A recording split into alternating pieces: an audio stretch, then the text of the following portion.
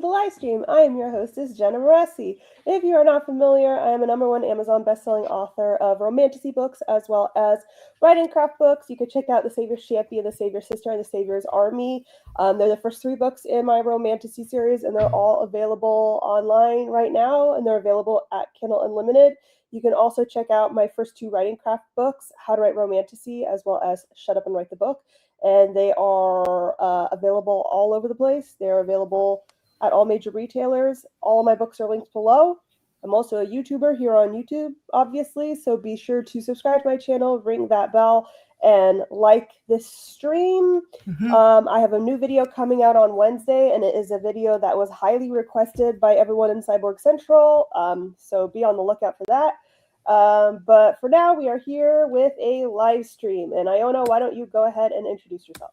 Hi, I'm IONA WAYLAND, and I'm a dark fantasy author of Ashes on KU and obviously ebook, paperback, and audiobook. And I do crystal ball readings, creepycoreandfolklore.com. And we both have merch, so that's fun. One of them has Kachu on it. Yes. I almost wore that shirt today. That's awesome. But I decided to wear my Bianca Del Rio shirt. Yes. Because I was going to the vet today, and for some reason, I just like, I know the reason, but I won't say it. I'll say it privately. But I just want them to know that I'm like an ally. Like, please, everyone know, please, I like drag queens. But anyway, continue. Well, I like that you're wearing your Bianca Del Rio shirt. I'm wearing my pajamas I just got yesterday. I'm being like making it a big deal. I'm like, I'm in pajamas. Nice. Pajama party. And I can't think of what else. What else did I do? Crystal balls. Crystal balls. I don't know. In my boring job life. Oh my God. I just don't know how so many things fell. Like he jumped up fine and then knocked everything down. So I'll get it later.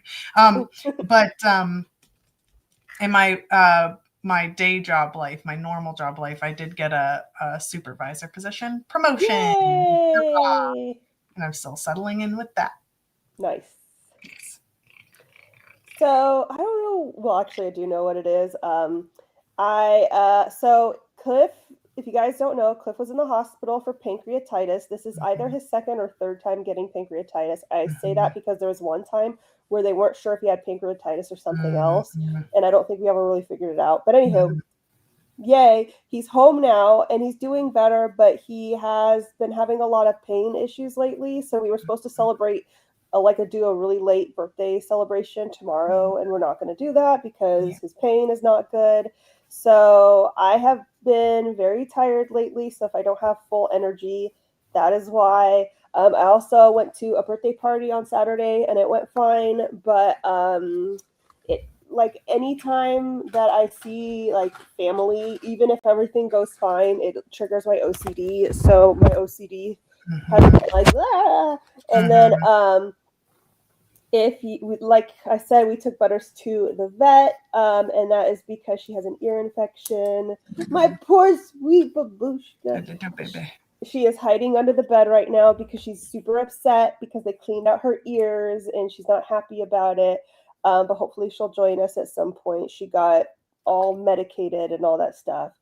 And yeah, but they all love her at the vet. Like I mean, I'm there and I see them take care of lots of animals, and I've never seen them fawn over another animal like they fawn over Butters. I saw 3 other animals go through today while I was there. Sorry. Anyway, I got distracted by the comments. But yeah, that they go nuts over her. They just love her, and they're like, "Oh, Miss Buttercup," and she's just so cute. It's so cute. Anywho,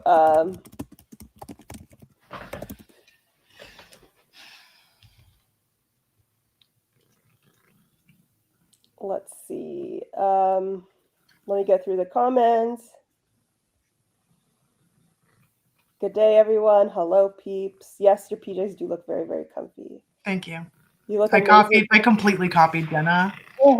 style of it. Not but you know, like she'll come in with these like really like not luxury, but like it feels like luxury. Have they told him to do a parasite cleanse yet? It is extremely rare for parasites to cause pancreatitis, particularly in the US. Yeah, so they're actually covering the things that likely cover pancreatitis as opposed to the very rare occurrences. Mm-hmm.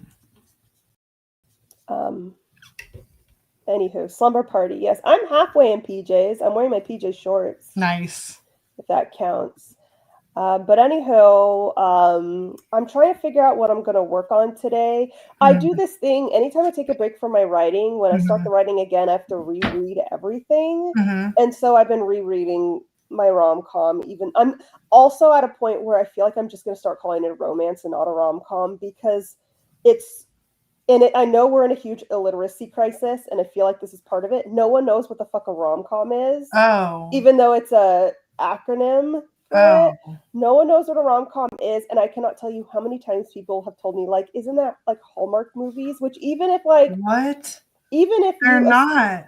Even if you associate Hallmark movies with rom-coms, you should know that there have been other rom-coms like movies out there besides like when I think of a rom-com movie, I think of like 50 First Dates or something like that. Yeah. And Hallmark is Hallmark is what comes to my mind when I think of clean romance. You know? Yeah. But anywho, so many people don't know what the fuck a rom-com is, even though what's her name? Who's like the chick who's like ruling rom-coms right now in books? Emily Henry, Talia Hibbert. The one who Allie Hazelwood. Yeah, there we go. Uh-huh. Everyone's out here. How does no one know what a rom-com is? Like everyone is out here gobbling up Allie Hazelwood, and they're like, "Oh, I don't know what a rom-com is." So I just feel like I just need to start calling it a romance. That's fine. It is a romance. You'd think, you'd think we could get more specific, but that's fine. Yeah, but anywho, so I've been rereading my romance. If it's not romantasy, it doesn't matter, apparently. Well, rom-coms are really popular as well, so it's fine. Yeah, it's not it's like just that no one knows that they're rom-coms. It's almost like they don't know what it stands for or something. Yeah, and I've lost count of the people who've been like, oh, like Hallmark movies, and I'm just like, what happened? What happened? You know? But anyway, so I'm on chapter 14 of the reread. But the thing is, rereading it just makes me nervous because I'm like, my whole thing is as I'm like, are they progressing in their relationship too quickly? Because a lot of rom-coms I read, it's literally like they don't even get together until like the 75% mark, and the whole book is, will they ever become boyfriend and girlfriend? I don't like that. I want them to be like, will they fall in love? Like I want them to be boyfriend and girlfriend first. And so I'm like, and so I'm sorry, it's just the comments are funny. But like, I like to see them fall in love, not just become boyfriend and girlfriend. You know what I mean? Yeah, because it's like banter is wonderful, but like it's like what is it's like all this banter, and it's also end up with a boyfriend or girlfriend. And also, it just gets to a point where it's like, oh my god, you guys are idiots at this point. You know, like just get together. We get it. Like it's like at a certain point, it does like it's like infantile a little bit. Yes, and I think it works in other settings where it's like we're also saving the world. But when it's just contemporary, it's like, why are you dragging your feet? Nothing is preventing you from getting together. Like I can handle a slow burn in romantasy, but not in a contemporary setting where that's all it's about. But anywho, all that said, so I worry that they get together too fast or whatever, but it's like that's the point is we're supposed to see the progression of the relationship. The book covers like 5 months of their lives. So like for 5 months they're not getting together. It's ridiculous. But anywho, okay. So that's probably what I'll be working on today. I'm working on formatting the last Chloe book today. So exciting. Do you use Vellum? Because I've seen the formatting and it's really good. So that's what I wondered. Yeah. As soon you'll start hearing it's a romance, but it's also a comedy. Exactly. The rebrand of something already established. Do you use autocrit? I don't know what autocrit is. I feel like that sounds kind of familiar. I don't know. Agreed. I don't like Insta-Love the end. I don't like Insta-Love either, but that's not what I was talking about. But I don't like Insta-Love either. Yeah.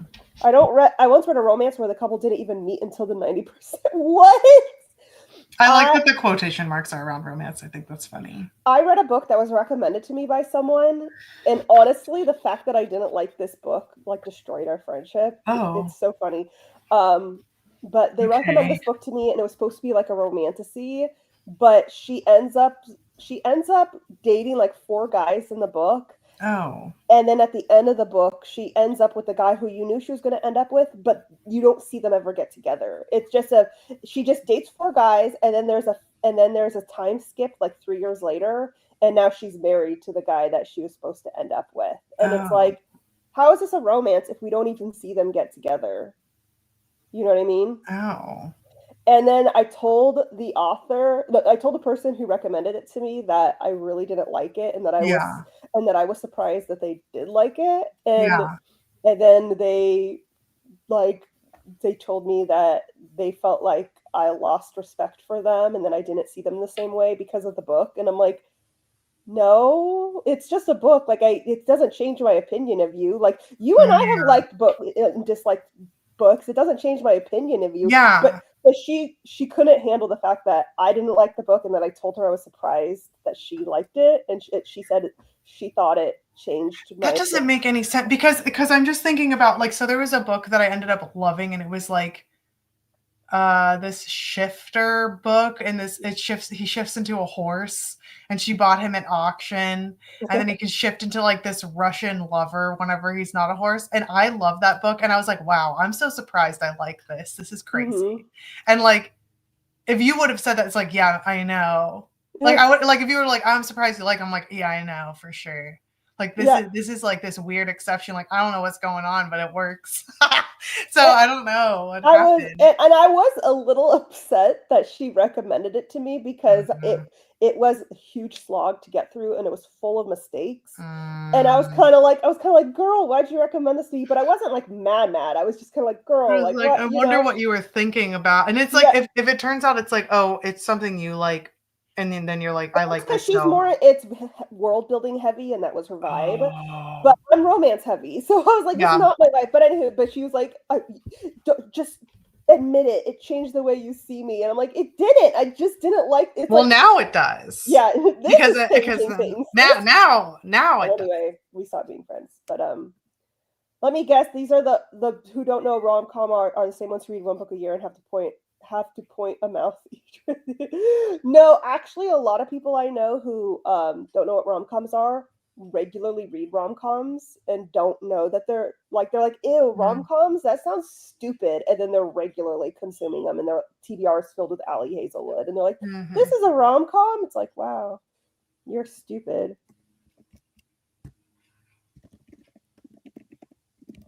Hold on a second.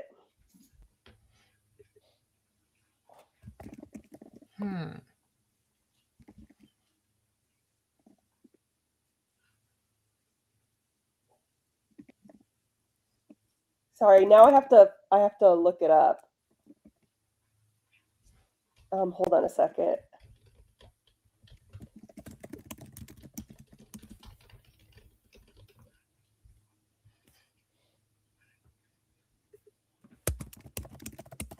There we go. Hold on a second. Iona's looking for the tea. Oh, yeah.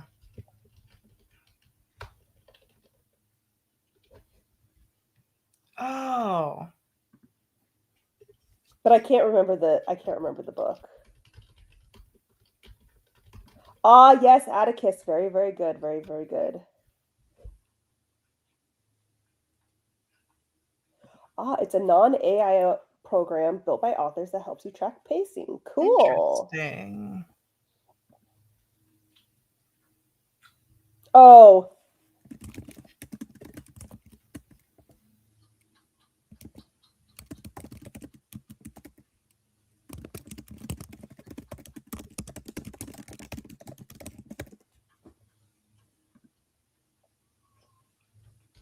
I'm well versed in idiot speak.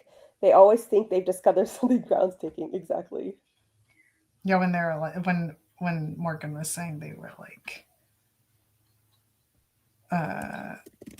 oh, it's a romance, but also with a little bit of comedy.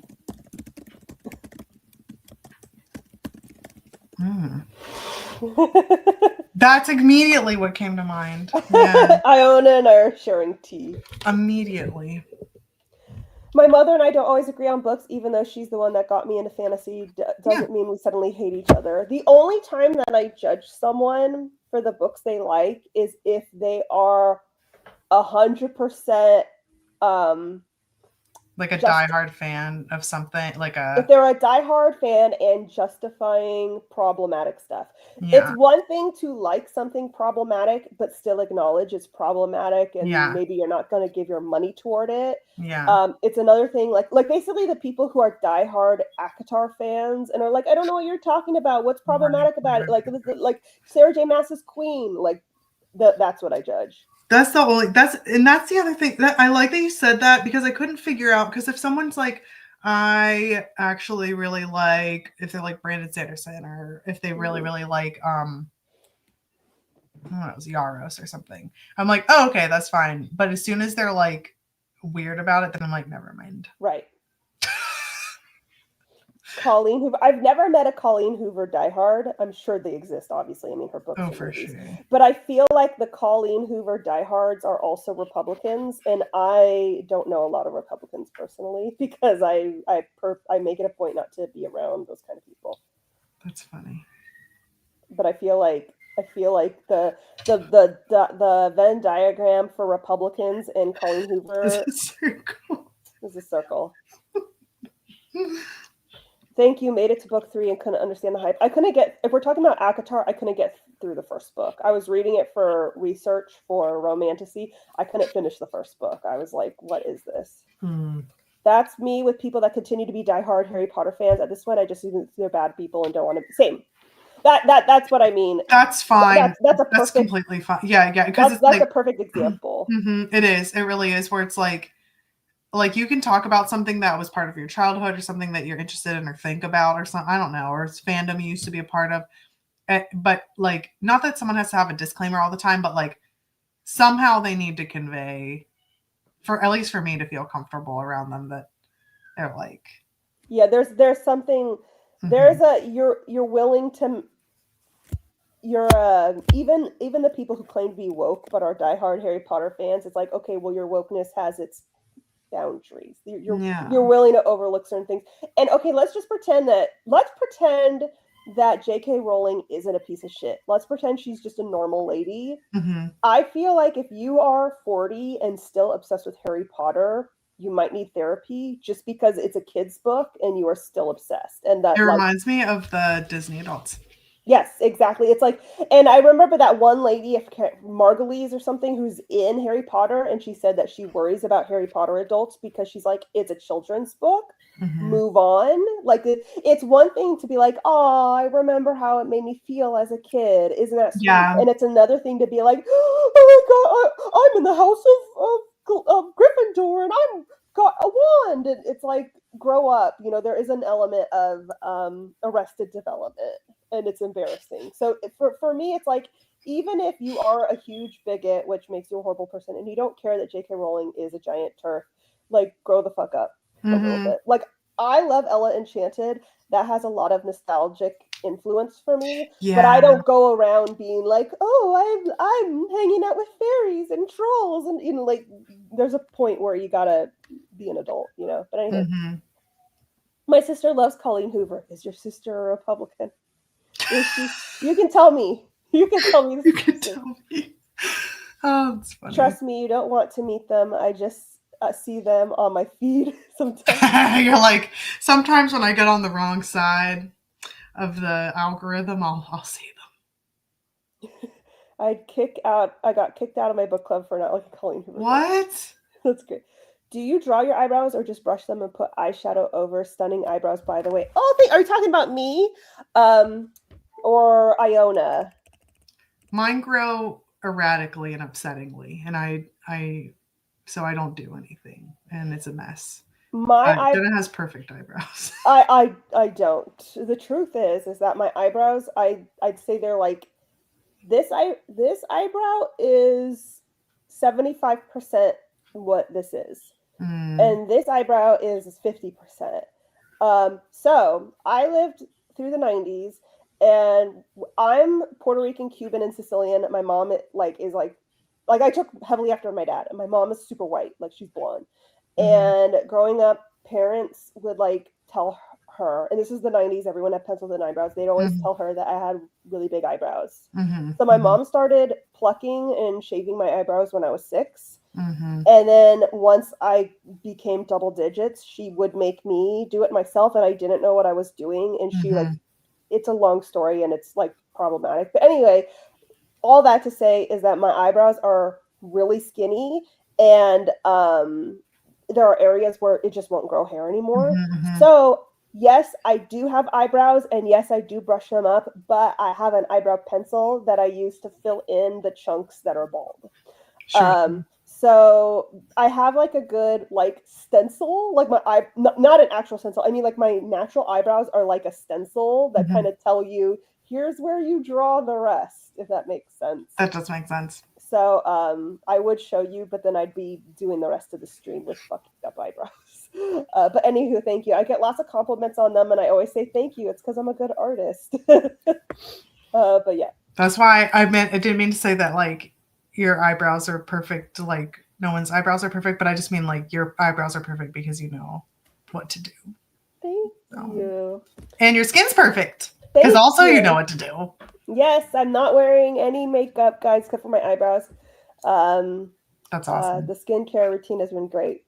I was a die-hard Harry Potter fan, but as soon as she outed herself as a TERF, I was done, and that was before I realized I was trans. I see. Please read another book, seriously. Same, like, how can you still be a Harry Potter fan at this point? It's literally just willful ignorance. It's just, oh, she is a Republican. There you go. There you go. It is. Your theory's right. Stop putting you're a Hufflepuff on your God. I like Disney stuff, but I don't put on Tinkerbell wings and go running exactly. like the. I love that. That was a good callback. There are kids books I enjoy. House Moving Castle is a comforting audiobook for me, but it's really concerning when exactly. Mine is Because of Winn-Dixie. Oh my gosh, Charlotte's Web. I'm sure Holes is another good one. I don't know. There's lots of good ones, but it's like, yeah, but they're not my entire personality. I don't bring them up all the time. I teach remedial English in a Texan college, so I'm relieved people are reading it all, but I do a dramatic internal sigh every time they say it's Colin Hoover that they like to read. Yeah. I get that. Everything about Jenna is stunning. Thank you. Very true. Miss Girl is an artiste. I still listen to the Percy Jackson books sometimes, but I'm not out here in a Camp Half-Blood shirt talking about what cabin I'd be. How are you finding good beta readers and author groups? I seem to find the crazy people who have no hope of publishing. I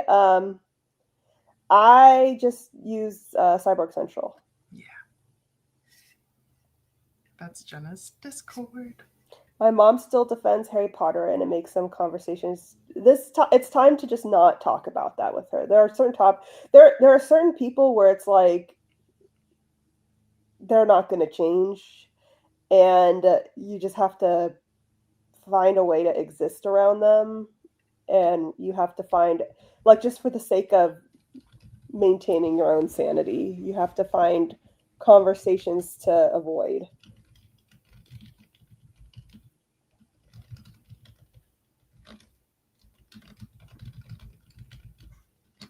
Charlotte's Web was my first chapter book I read on my own. Aww, see. That's good stuff.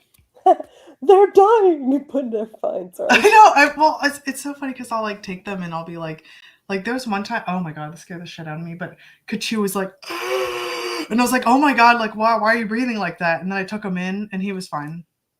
Like no one knows what happened. I don't know if he like got a little bit of snot in it or whatever. So I took him in and I rushed him in, and he looked gorgeous. Like his fur was somehow perfect, even though I hadn't brushed it yet that day. And he was fine. And I was like, because she was like not breathing right, and he was like, okay. And I'm like, no, why are you looking at me like that? Right. But I know, I felt like I look like a huge liar. Like, I'm just like, oh, it didn't look like that before. Like, yeah.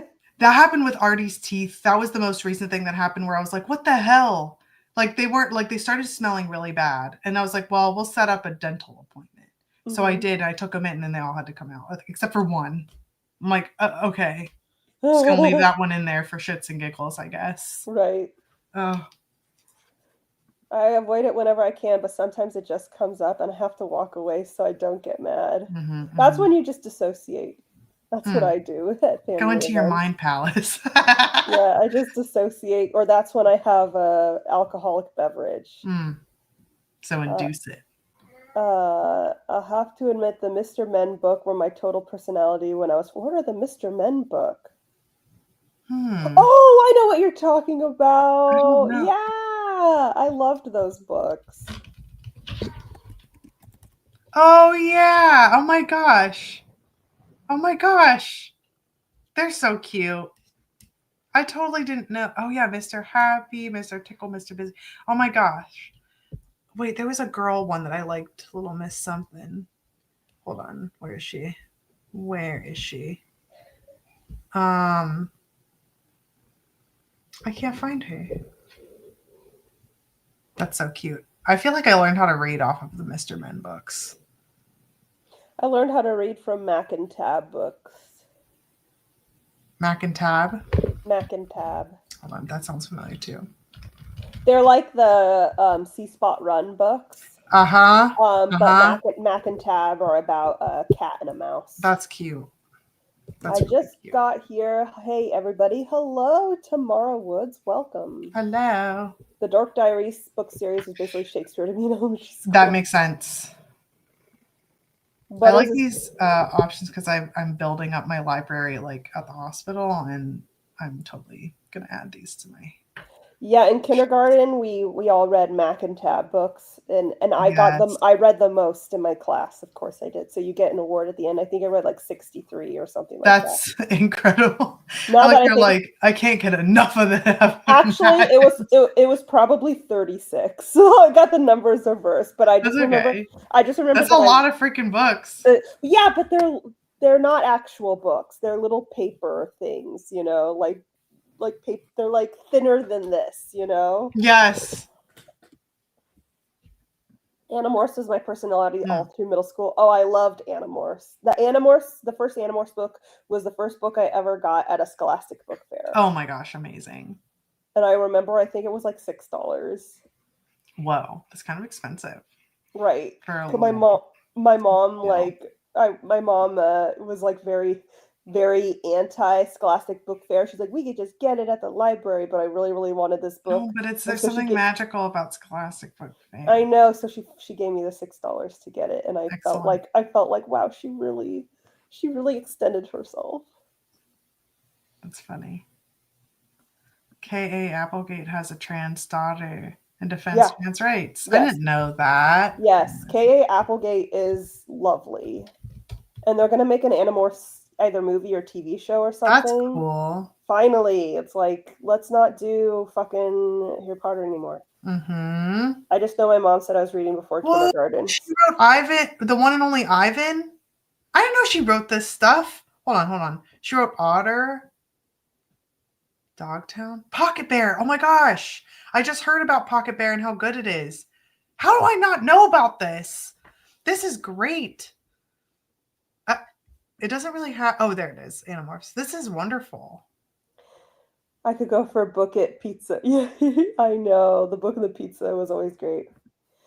If I missed this early, but in my opinion, it's a wider conversation about death of the author, and if folks need to have a line when the author is alive and causes harm to others.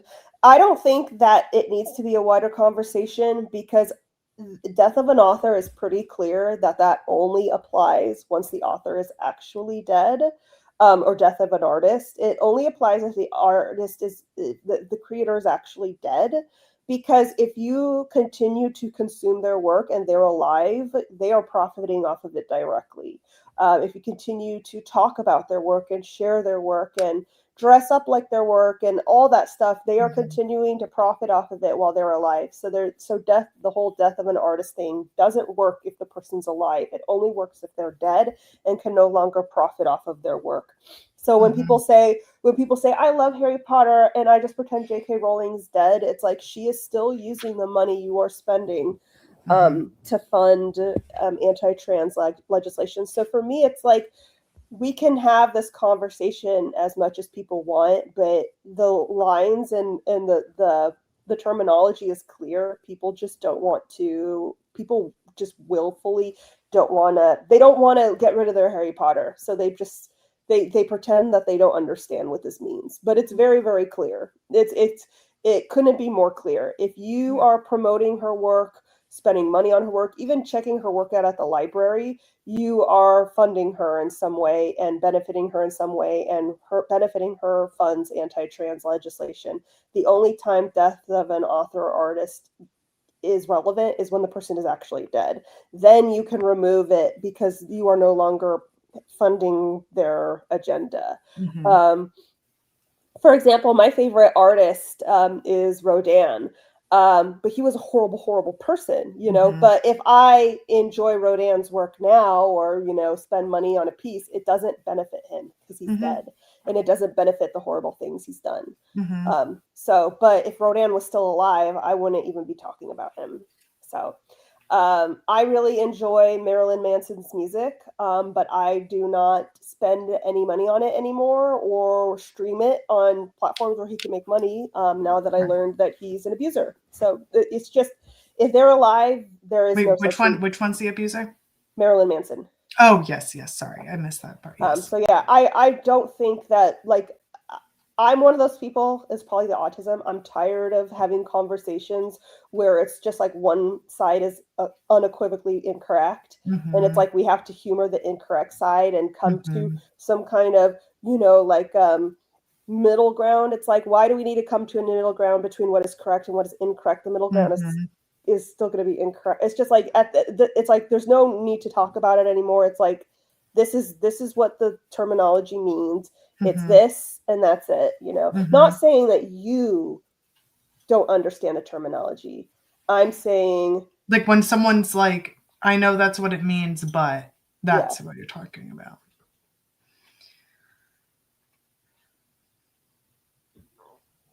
Let's see. If you liked Warrior Cats, my guess is that you are too young for Animorphs. Possibly, yeah. Because, yeah. And she's not even quietly using her money to disenfranchise trans. Yeah, she's being very out and open with it. I'd not read about that in context before, by the way. I'm of the stance that she shouldn't be supporting financially in the UK. She's legally made an impact. Yes, I agree. Yeah.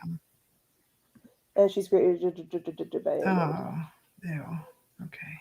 Have to be pretty strict about avoiding crystal castles, unless the dead artist's estate. Exactly, unless the dead artist's estate continues to fund problematic causes. That is easier once it's been hundreds of years, because then usually that's not the case. But if it's like a daughter or something, it's hard. Exactly. Yeah, I agree. You shouldn't have to explain it to them because you're already on the right side, and it's like, if you're wrong, you're wrong, you're wrong. I've also noticed that whenever someone's like pushing that conversation, but it's like almost like them it's because they're trying to get absolution from it, and they want someone of the opposite stance to tell them it's okay. I think that that's what a lot of the conversations feel like is happening. Right. Oops. I already own all his albums. Well, if you already own them, own them. There's a different, like, I already own a bunch of Marilyn Manson's album, although I'll be honest, I just burned them. But I don't stream his music on streaming platforms or anything like that.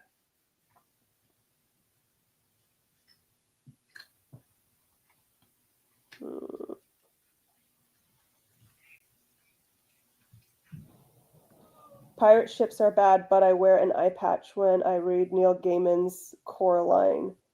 Well, I can't tell. I think she's joking because she just said right above that. Oh. Where it's like, yeah. Okay.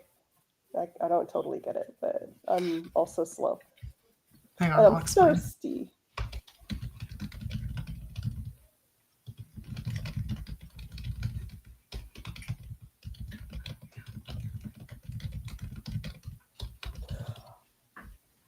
Oh. Yeah. I get it.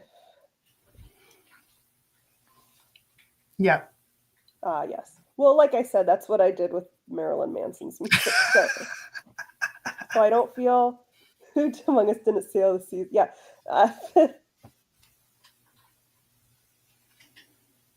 No, it's not. No. It's not that you shouldn't suggest it. It's that Jenna straight up did not understand what was happening. Like I was having an autistic moment where I thought you were being literal, and I was like, pirate ships. Like, did he ever write about pirates? I was like, that's exactly what I knew. I knew. That's why I was like, I will explain. Give me 1 minute. And so Iona DM'd me explaining. So sorry, you didn't do anything wrong. I was also that makes me feel better. Okay, yeah. So that's what I did with Marilyn Manson's music. So I don't feel bad about owning his albums because. If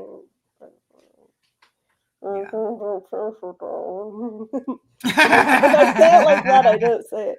Mm-hmm. I've also worn an eye patch in my day. See, I thought you literally wore an eye patch, and I was like, I knew exactly what you were. I was like, just hold on. I'm like, what? Oops. Sorry, taking everything literally. I feel so bad because Butters is still under the bed, and I know this is my OCD, but I'm always afraid. What if she's under the bed and the bed collapses? But why would that is 1,000% OCD? But why? It's like, why would the bed collapse? Oh, hold on. We need to consult the TISM dictionary. Let me see what I'm waiting.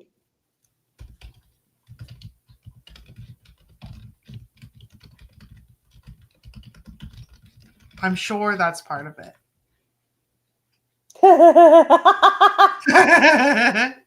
Don't you think? My thought process is a earthquake.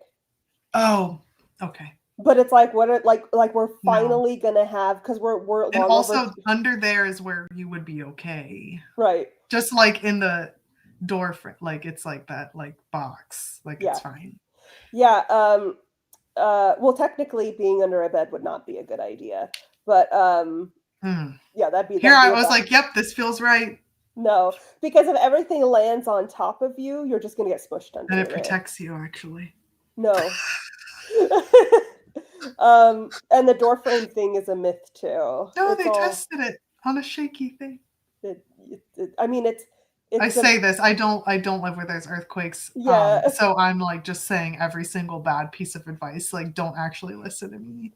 What they say you need to do is you need to huddle next to something, like next to a bed, so that if things fall, it falls at an angle and it protects, and you're under that angle. But anyway, so my thought is we are long overdue for the earthquake. Like all the earthquakes we get are just little jiggles. But we're long overdue for the earthquake. So my OCD is like, oh my gosh, we're going to get the earthquake while Butters is under the bed, and but it's going to collapse and smash her. And it's like, if we get the earthquake, we're all dead anyway. So it's like...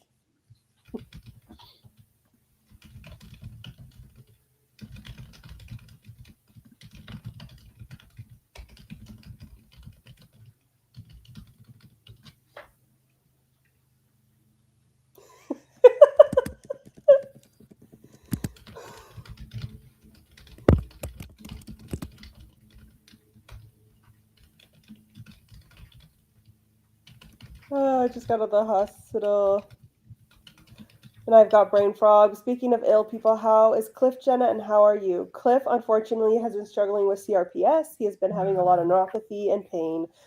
So he's canoeing. But yeah, But he's doing a little bit better today. That's My good. therapist suggested I was autistic last week. HB Lee, I thought we already knew this. We've discussed this.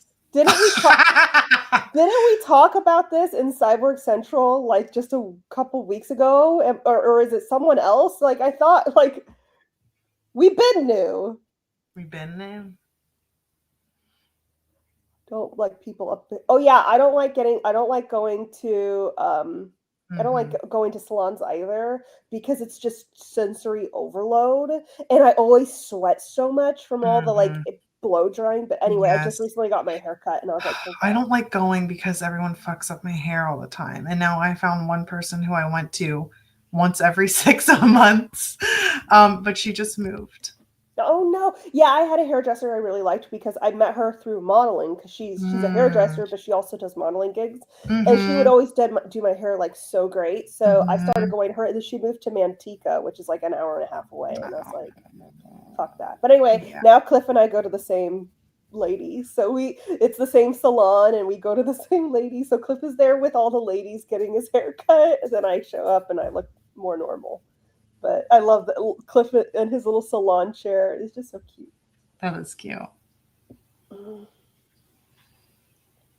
Let's see. Poor Cliff and Jenna. Thank you. Yeah, my OCD has been a little, but Cliff has been doing worse. I've known since I was a kid, but a professional never told me to my face. Oh, I see. Oh, that makes sense. The canoeing story is really cute. I'm glad that they asked. So when Cliff and I first started dating, one himbo moment. one time he threw the blanket over both of us and he said, "We're in a canoe." And I was like, "What?" He's like, "We're in a canoe." And it turned out he meant cocoon. Oh, but he's dyslexic, so that makes sense. And it was just so cute. And so now whenever one of us gets under the blanket, we go, "I'm in a canoe." And it's just like that happened when we were 21, okay? And we still do that. So he's all wrapped up in his blanket right now. So I say he's in a canoe. Cliff should grow his hair out and get the same cut as you. Okay, seems like a perfect time. I hope you're in Cyborg Central to share the picture I made of Cliff based off of a dream I had, where Cliff got a special new haircut and came home and was so excited about it. And I had to tell him it didn't look good, and he was devastated. But anywho, I made a picture, and here's what the haircut looked like, guys. I'm sharing it in Cyborg Central. This is amazing. This is the best thing I've ever seen. It was basically a Karen cut. And he was like, "No, it's punk rock." And I was like, no, Cliff, it's a Karen cut. He's like, "What do you mean?" And he was so devastated in my dream. And he was like, "No, yeah, OMG, it's the Karen, yeah." He's like, "No, it's punk rock." Kate Gosselin is that? Yeah. And I want to make this my phone wallpaper, but he's like, "No." I think it's adorable. Look at him. Cliff wants to speak to your manager. Cocoon, I think it's CACOON. Yeah. CACOON. No, it's COCOON. There's so many O's. Cocoon. But anywho, that was his haircut. Cliff wants to speak to your manager. I just know he's going to sell an MLM. Oh my goodness. Not the MLM. But yeah, I just love that picture that I made of him. Every time he sees it, he's like, "No." But it was just a dream. That's such a good. It was so funny. Oh. To be fair, it wasn't a Karen cut, but sometimes scene hair got very uncomfortably close. Yes. And they were rock star hairs. Exactly. I think I think that's what your brain was. If you took that same haircut and made it black, it would be a scene. It would be seen. Yeah. Yes. Especially if you're fair like him. Yeah. And then it was be this really light skin person with light eyes, and then they'd have the dyed black hair. Yeah. That would be seen. Exactly. So, if you took that exact cut, black with some blue stripes or something. Yes, the coon stripe tail or whatever. Raccoon. I am so sorry. That is a colloquial term. I am so sorry. I'm so sorry. Thank you for telling me about that. Also, take it from someone who knows. I'm happy he's home. It's the best feeling in the world. And you guys are so cute together. Thank you. I appreciate it. You guys are a total power. He would just need the viper bite piercings, right? Cliff could get some Fabio hair. I don't think he'd be into that. As it is, he'd be like, my hair is so long right now just because it's touching his ears. Oh my God. I'm like, my Cliff, husband's like that too, where I'm like, what if you just tried it? What if you just tried it? You know, because I like long hair on guys. Not that it's like supposed to, not that everyone's supposed to go to my taste or whatever, but I'm just saying, like, Cliff has had long hair before. I can find a picture. But like, you know, surfer long, not like long to shoulders long. Right. But yeah, he hates the way it feels, and then he'll complain. He'll be like, "Look how long my hair is," and meanwhile, my hair is past my boobs. I'm like, Cliff, shut up. You don't know what long is. You don't know the pain. Okay, I don't have the surfer hair pictures on my computer. Womp womp.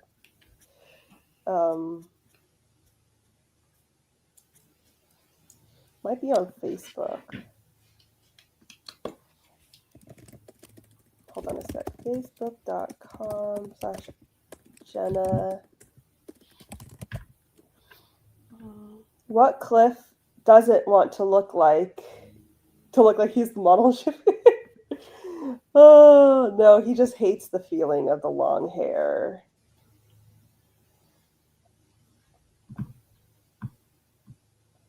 Okay, I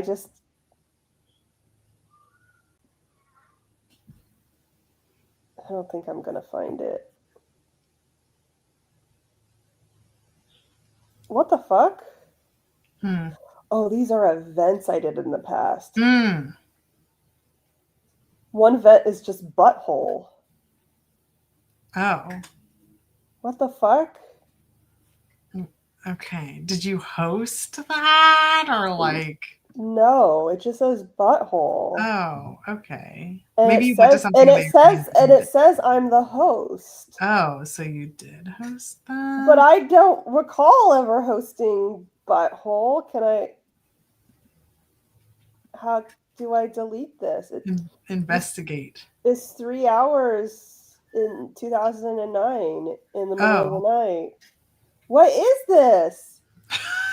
Maybe someone played a prank on you a really long time ago and you're just now finding out. But I'm the host, which means it was through my... No, like what if someone, like that's what I mean, like what if someone like got on your computer and set it all up and did a whole thing as like a joke?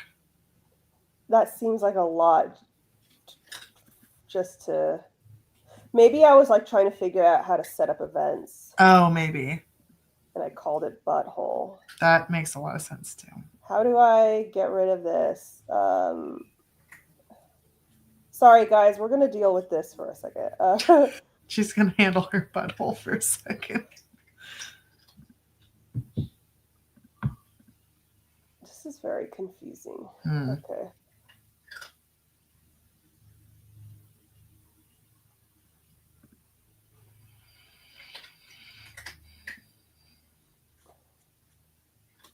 Okay, now it's gone. It was only... I was viewing it when I was from a third party. When I was... You know what, guys? Sorry. The jokes write themselves. You're viewing the butthole. Like, this just keeps going. Butthole? It's so good. This sounds like a child niece got into your phone.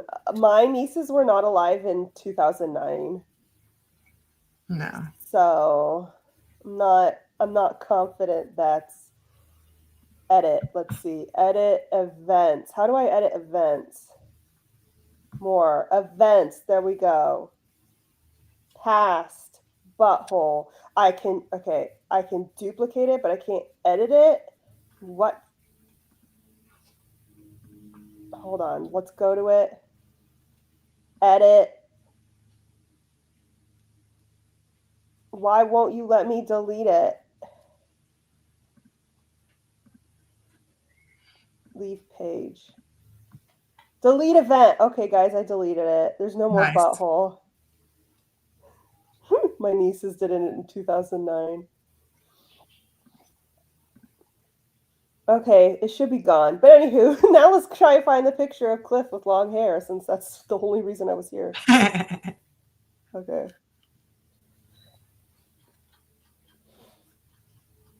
God, here's the artwork that one crazy chick drew, who ended up stalking me because I decided not to hire her. Yeah. Fucking insane. Okay, hold on. My nose has been runny. Also, imagine that my nieces are like able of creating a Facebook event, and they're 4. And Negative 12 years older. Yeah. 13 years old or something. Wait, how many? It was 2009. But like 17. Even if they did it now, it's like 4. I can't even make a Facebook event. Well, one of them's 8, but still. They don't have Facebook. Let's see. I will find this picture, guys. I'm sorry, but you're going to have to sit and wait just so you can see Cliff with longer hair. It's worth it.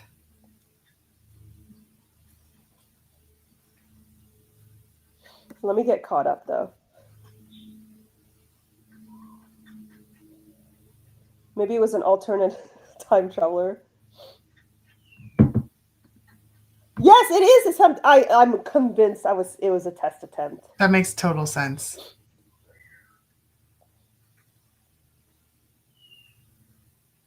My niece is 15, and Facebook is so unfamiliar to her, she couldn't do it now. Yeah, Facebook is not for the youths. I mean, I don't even use Facebook, and I'm not a youth.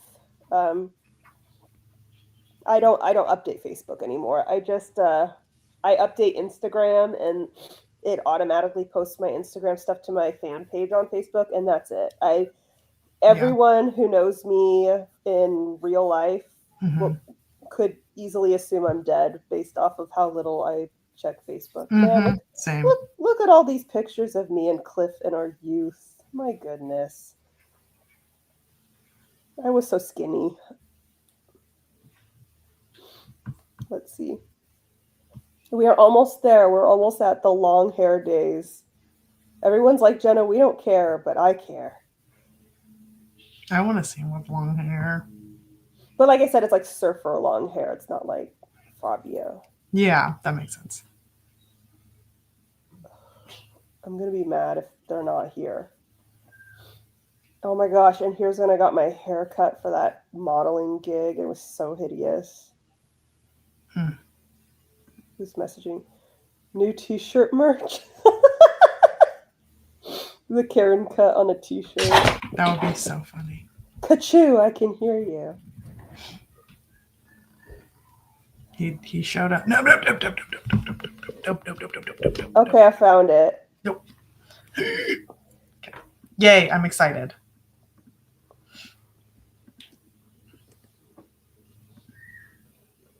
They're still skinny. I'm going to be annoying. Skinny and slender are not the same thing. I am slender, but I'm not skinny. Nor do I want to be skinny.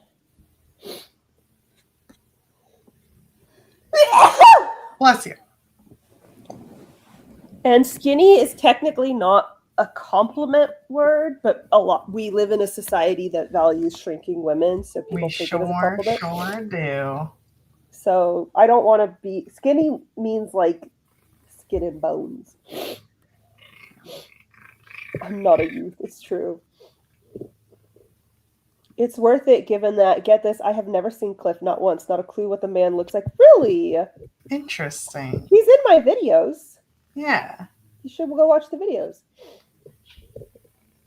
I'm invested. All I got was an, oh, wow. Sorry, one second. I'm going to blow my nose, and you guys don't need to be subjected to this. We're just waiting on her to snot herself away. There we go. He used to be Jenna's math teacher. That was a good one. Did you see the picture? No. I posted it. Oh, aww. That we were babies. That's so cute. You guys are total babies. This is when we were like 21 or something. Aww. That's so cute. At a family reunion. Aww. Kachu is making the sound Milo used to make before he picked something awful to chew, and it activated my phone. He learned that when he makes that sound. Now, sometimes he's chewing something not good. But he's learned that if he does that in my face, I pay like extra close attention to him. So that's what we're doing with our time and space, our little brain. That's what we're doing. But that's fine. I can find one of the videos that I was about to say. You guys look like you're about 19 there. Yeah, this is when we're 21, so we're babies. So I can find the cloud requires pets. I can find a video of him, but just understand that, of course, the videos of him are really old, so we have aged. But he still looks the same. He just looks like maybe like 5 years older because he's aging very well, which is shocking given that he is white, ill. Well, yeah, that too. I'm sorry. I didn't mean to say that out loud. It's true though. Here's one, but he's wearing a wig, but it's funny. It's the most recent one he's in, so but he's wearing a wig.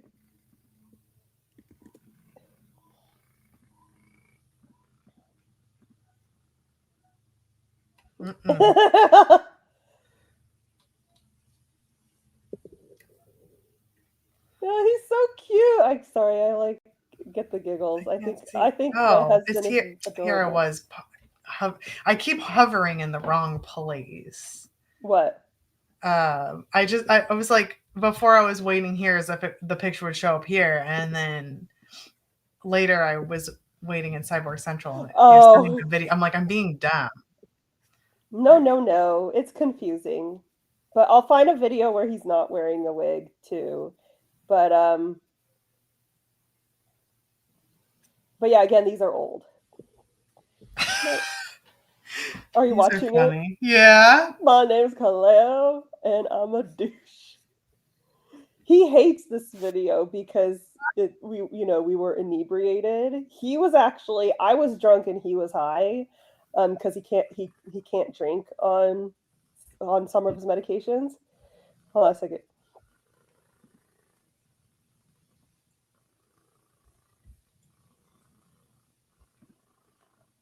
Sorry, but he gets all embarrassed because he makes a lot of mistakes in the videos. Okay, that's fine. But the look so 90s. How old do you think we are that you think we were? Wait, the look so 90s? How old do you think we are? Wait, what look? The picture? What?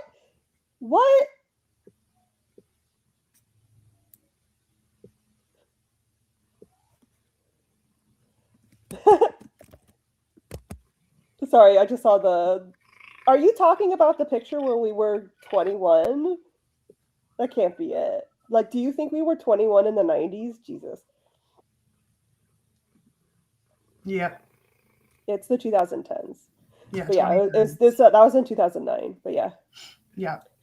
I feel like this is exactly what East Coast people think of when they hear California, and I love it. Exactly. Yes. That's what I said. That's why I said surfer hair. Yes.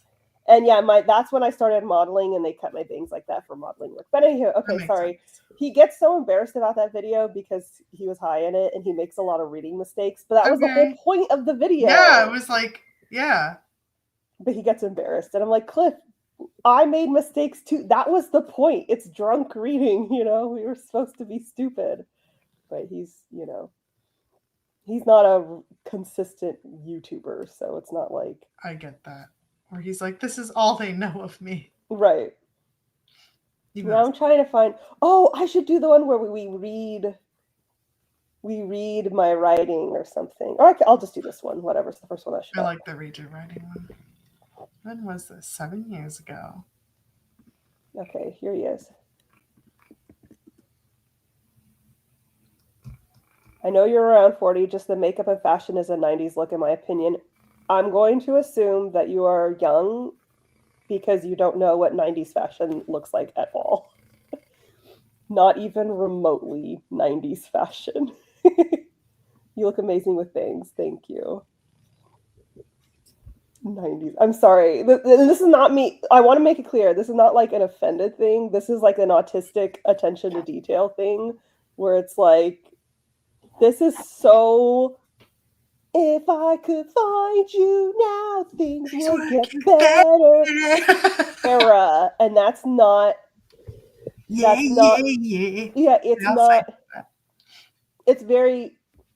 I'm 46. Dude, you are out of touch, okay?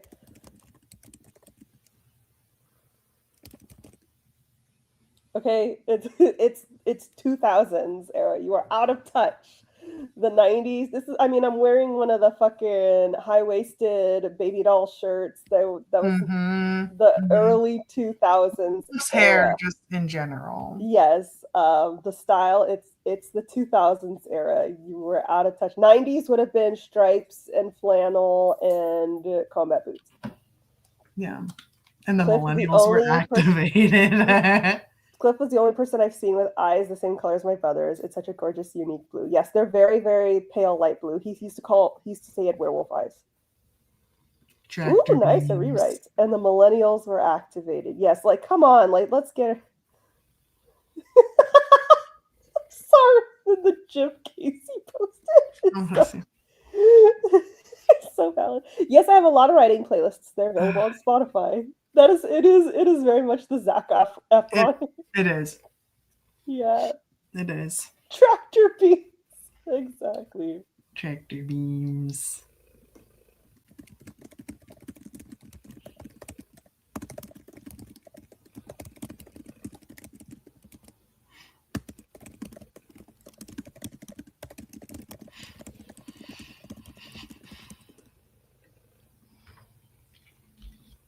Oh, my jaw hurts.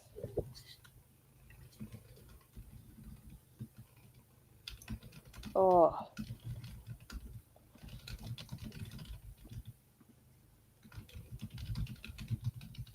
Yeah, it was a lot of like this, like going like. Yeah.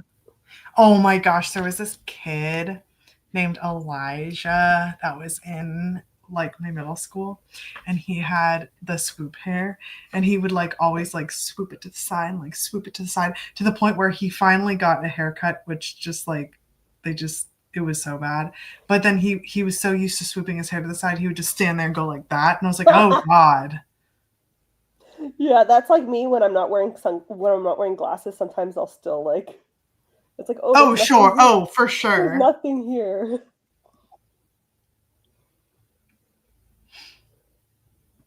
Oh. Yeah, now I'm looking at the picture and I'm just like, it is such like California, you know. And it's funny because we were at a family reunion and they live on a lake, so like it's like breezy and we could take the boat out and it was just very California, here we come. Hair flip twitch. Yes, exactly. We should probably do a sprint, in part because I'm thirsty and also because I want to check on little Miss Butter. She got out for a second, but she's still under there and she pooped under the bed because of course she did. I think that was her little defiance where she's like, fuck you. You took me to the vet and they put stuff in my ears and I'm mad. So she pooped under the bed. But you know what? I'm not mad. I get it. I wouldn't want shit all up in my ears too. I get it too. Also, have you seen, this is completely unrelated, but have you seen Jimothy? Yes. Isn't it so great? I just saw a drawing of it. I am made in God's image. Look at this. Look at this. Look at this art.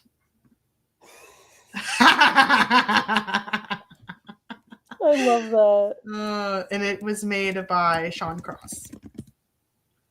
It's so good. It's so good. What was that? The ear cleaner thing that they used again that you mentioned? Laura, hold on.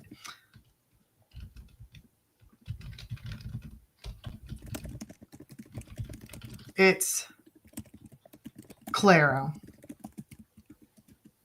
How do you spell that? Claro. I'm googling Claro que sí. That's not Claro what que sí. Okay. Fluorphenicol, terbinafine, and mometazone. Mometazone sounds familiar to me, but my mom's asking. Claro odic solution. I did say it very like Claro because that's probably the name of the actual drug. But my brother had that haircut. He would take forever in the bathroom doing his hair. Cliff used to take forever to do his hair because he was in a pop punk band, so you had to make sense. it all crazy. You have to make it, yeah. You have to, and so he would like backcomb it and be like, do it all crazy. Yes. I found out that what people think of about fashion of the past, they are off. What people think is 60s fashion is exactly 80s. Exactly. See, you get it. That's why I was like, that is not the 90s. Yeah, people just they get it all messed up. Like all these people, you know, doing the Y2K fashion and stuff. A lot of what they're doing is like more 2010, and it's like, okay, sure. My brother had that hair too, and they spent so much more time on their hair than I ever did. Mine was just long and flat. All right. Oh, look at really right in front of my Timothy. Oh gosh. I know. Jimothy is so cute. I showed Cliff. I'm like, look at him. I like how his back and neck are just super fucked up, and he's thriving. Mm-hmm. Also, I like watching his gait. His back legs are walking like a person, and his front legs are like spinning. So he's like, I'm like, there's something like wrong, but I like that you're thriving anyway. Right, and I like all the other raccoons accepted him, and everyone's like, at least it's not like Punch. No, it's not like Punch, thank God. All the other raccoons are like, come on, Nugget, join us. I liked also watching people like, Timothy spotted, and he like hopped up, and he's like, went through the gate, and he like grabbed a bunch of cat food and was like, you're shaped like a blob with long stilts. It's Timothy so 2020.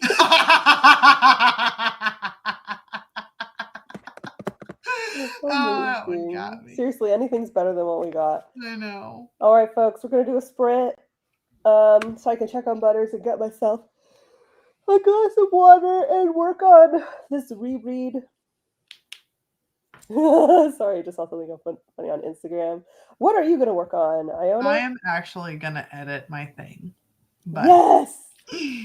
Everyone's here for moral support because you know the whole like I avoid it because it makes me feel like a failure, but then because when I open it, but then if I avoid it, then it does make me feel like a failure. So it's like failure, lose. Mm-hmm. At least if I feel like a failure while I'm writing it, I have shit done at the end.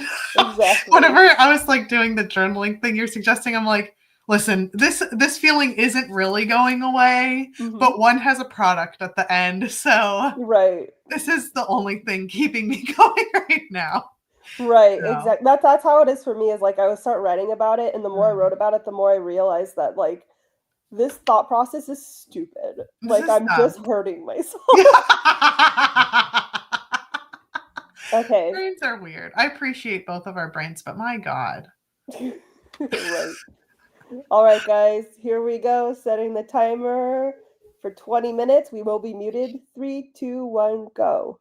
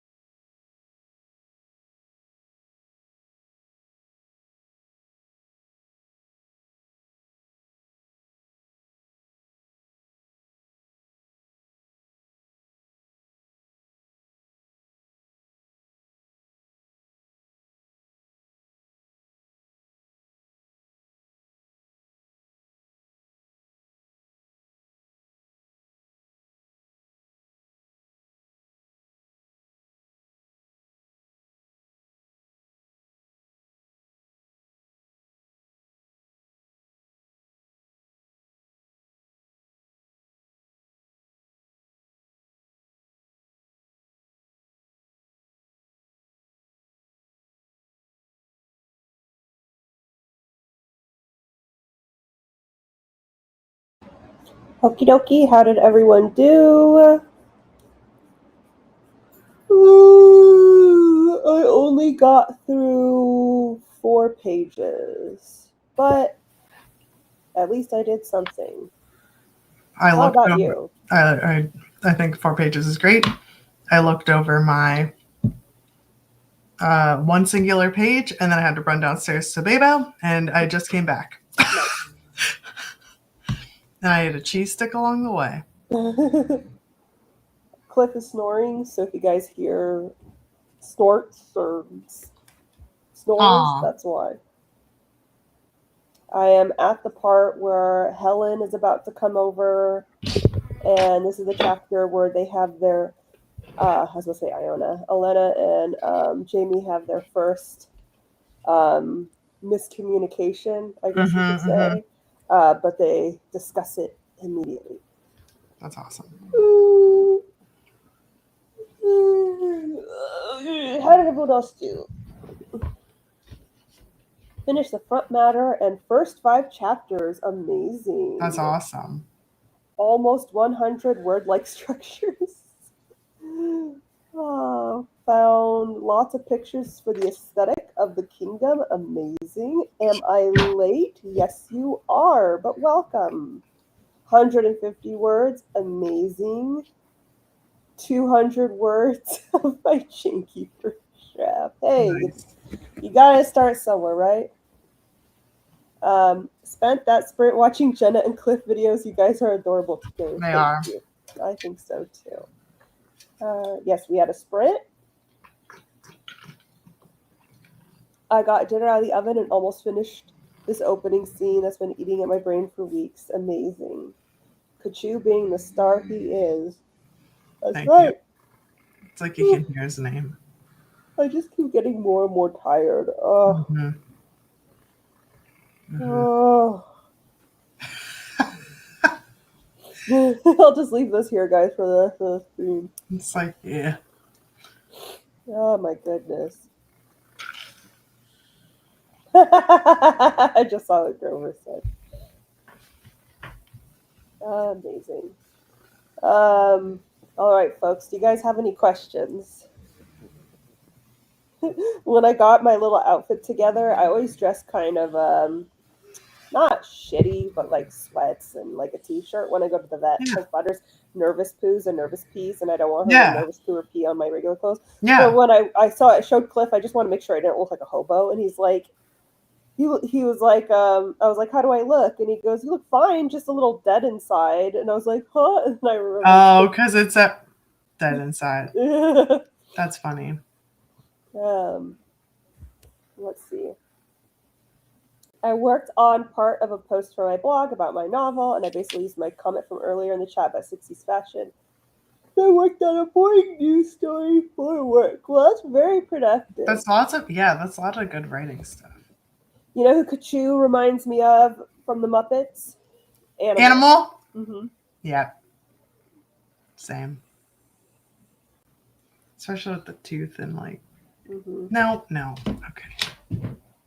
Cooking dinner, tomorrow's lunch, and wrote half my Substack article. Nice. Amazing. Are you ladies going to see the Odyssey? I haven't gone to the movies, like literally like left my house to go to a movie theater in maybe a decade. So probably not. I just want I wasn't a fan of going to the movies back when I used to go to the movies. It's just like it's like, why go to the movies when I could just watch it in the comfort of my own home in PJs, you know? So I just wait for things pause it. Yeah. That's the thing that got me. So I could go popcorn. Also, the stuff that makes it taste like movie theater popcorn is seasoning that you can add in. And also just lots of butter. Also lots of butter. But the butter has a special like seasoning in it. It's just like you could buy the overpriced candy there, or you could just get normal price candy and watch it at home. I don't know. And the last time I went to a movie was in September, and it was to see the Gabby's Dollhouse movie with Bebo, and it was her first movie. And that was fun, where she was like, oh. oh, I was like, it's gonna like it's on the big screen. So one time there we go. One time I had such a bad cold and I was so snotty that I did just sit there with a tissue stuffed in my nose. Oh, I've done that before for sure. I just started writing again, honestly. Just got settled with a lot of transitional life stuff. All good things. That's good. That's really good. I don't want to say don't bother because it was mid, not terrible, but like kind of don't. Oh, that's how I feel about most movies. Like I'll just watch it when it streams, you know. Yeah. Exactly. See, Grover gets it. You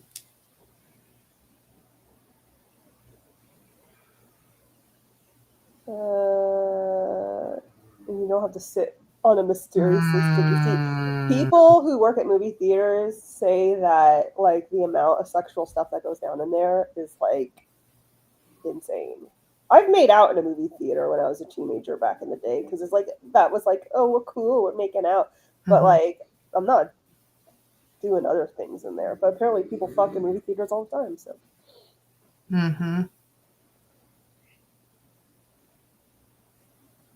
Ah, interesting. I like the bistro where they bring your dinner to. Oh yeah, there's movie theaters where you like can order like beer and or drinks and like food and they'll like deliver it to you. That's the only movie theater we have around here. Wow. I was like, what a life of luxury. I mean, granted, this was like 10 years ago or something, but I was like, what is this? What do you mean? Last movie I watched that surprised me with how good it was, those fucking Spider-Verse movies had me and my wife entrapped. We don't like Spider-Man. No, it's good. Those are good ones. I don't like superhero movies. I liked them when I was younger because when I was younger, they actually put an emphasis on the romance. Yep. And since they stopped doing that, I don't care anymore. I think you'd like the Spider-Verse movies. Are the Spider-Verse movies the ones with the Zendaya and all that? No. They're the animated ones, but they're animated in a funky way. I know you really like animated movies, but I was right about The Last Wish with Puss in Boots. Yes. So I think you. Well, it's not that I dislike animated movies. It's just, and there have been animated movies that I enjoy. It's just, it's sort of like I enjoy it for an animated movie, but it's just not something that I'm like gonna seek out. You know what I mean? Like I can still enjoy it, but it's just kind of like okay, you know. But like Grover's saying is like, it's like he and his wife like don't even like Spider-Man, and they were like, whoa. I've literally stopped at least 6 couples from having sex in the movie. Ew. A Mario movie full of families. Ah, that's a problem. Thank you for doing the Lord's work, actually. That's disgusting. Talking to a group of 4 children, and if you had to pee, you just missed a few minutes of what was happening, and we didn't have internet. Can you guys hear Cliff snoring? Yes. That's cute. Oh, poor Cliffy. At least he's getting his rest. We were supposed to celebrate. His birthday was June 10th. We still have, we've celebrated it, just the 2 of us. We were supposed to celebrate it when my parents came home from, I think they went to Turkey. We were supposed to celebrate it then, but like half of my family had pink eye from their trip in Turkey. And then after they got better from that, Cliff was in the hospital, and now he's out of the hospital and he has shocks. So we have rescheduled it for 4 times.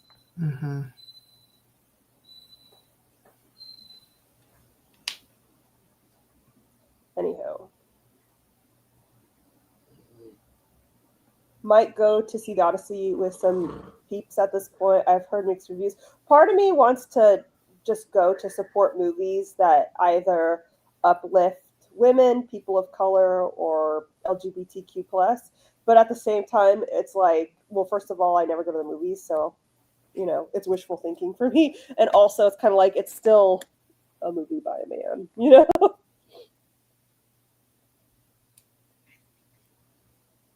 But I kind of just am annoyed with all the hate that poor Lupita and I forgot his name.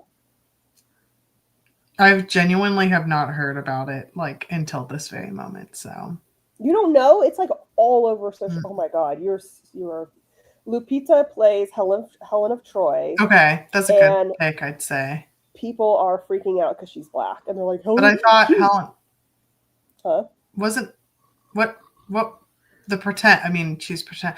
Oh, that's why the one lady was like she's fictional. Remember, she's fictional, and people didn't realize that.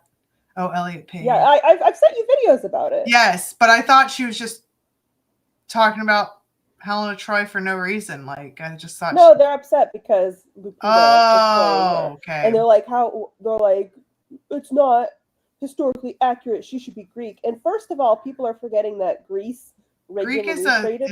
is like a culture. It's not. Right.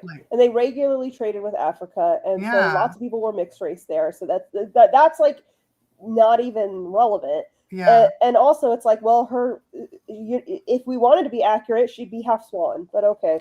And then Elliot Page is in it, and everyone was freaking out because they thought Elliot Page was playing Achilles, and he wasn't even playing Achilles, but everyone was freaking out like, ooh, trans guy. And it's like, first of all, that's probably the only accurate thing in this movie is some LGBTQ plus representation, because that's the only thing accurate about ancient Greece is how fucking queer it was, you know. Yeah. But everyone was freaking out. I always imagined Helen of Troy as being. Everyone's like, Helen of Troy is supposed to be Greek and da da da da, and it's like, but no one's upset that Matt Damon is playing Odysseus. He's not Greek. Mm-hmm. Mm-hmm.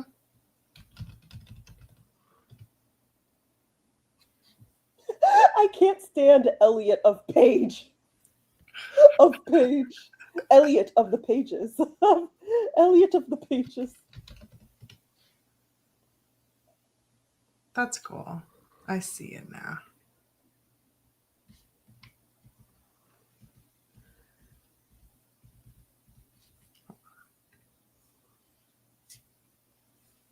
I can't see Elliot as Achilles. Well, good thing Elliot doesn't play Achilles. So why would you need to see him as Achilles? That's a very pointless comment. They did make problematic changes that undercut a lot of it's by a man, so what do we expect? The idea that Lupita isn't beautiful enough to play Helen of Troy is absolutely insane to me. I know. That's crazy. She's so beautiful. I imagine everyone is being black, so say my Iona. Sign in. Elliot of the Newport Pages.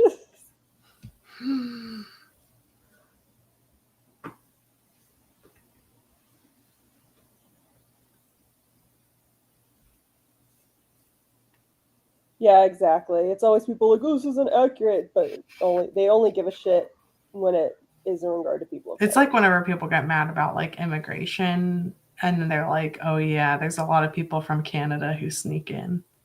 They're like, oh no, not them. And it's like, okay, well, you just revealed a lot about yourself.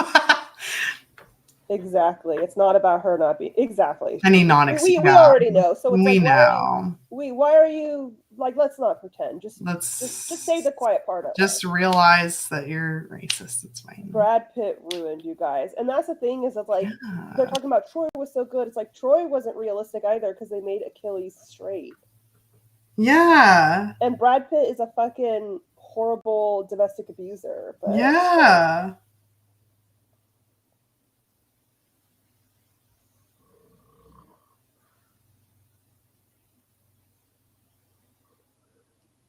Thanks for laughing, hee hee.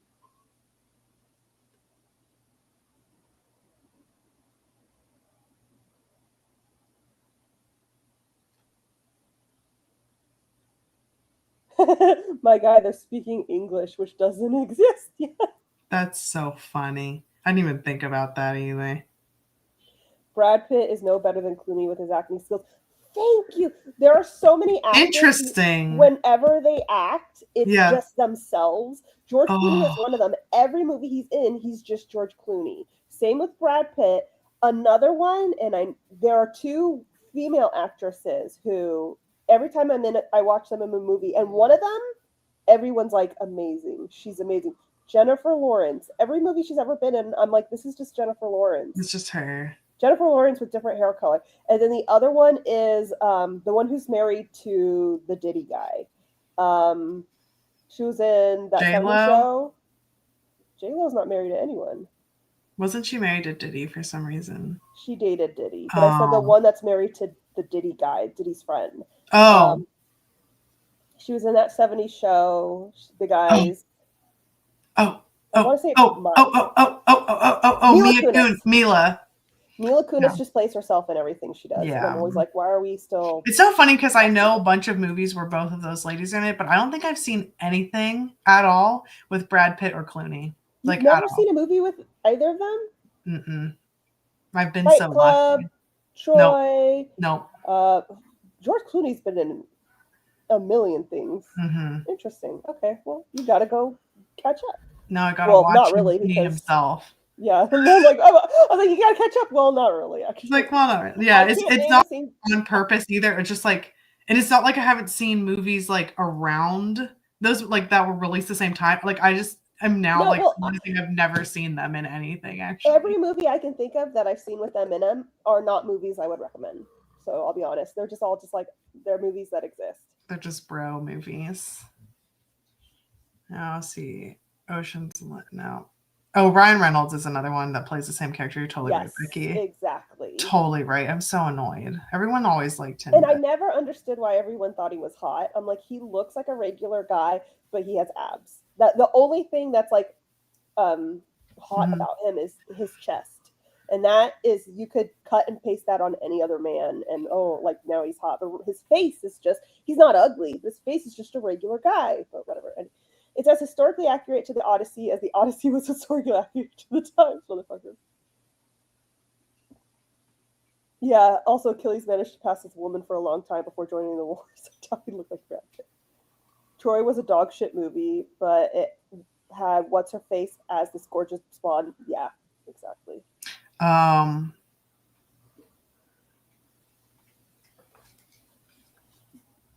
Oh yeah, Tom Cruise is another one. Weirdly, I feel like Tom Cruise is a good actor, but I don't know why I think that. Well, because he is a good actor. I thought I saw him in like Minority Report one time. One time I was working out at oh my gosh, what's the No Judgment place? Oh, it's like purple and yellow. Oh my god. Planet Fitness? Yes, Jesus.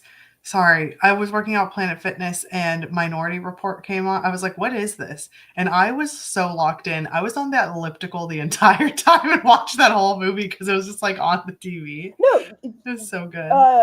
Tom Cruise. Tom Cruise, is that what we're talking about? Yeah. Sorry, my brain went. I think he was the one in Minority Report, right? He's a really good actor. He's just a really crazy shit movie. I mean, shit person, but he's a good. He's talented.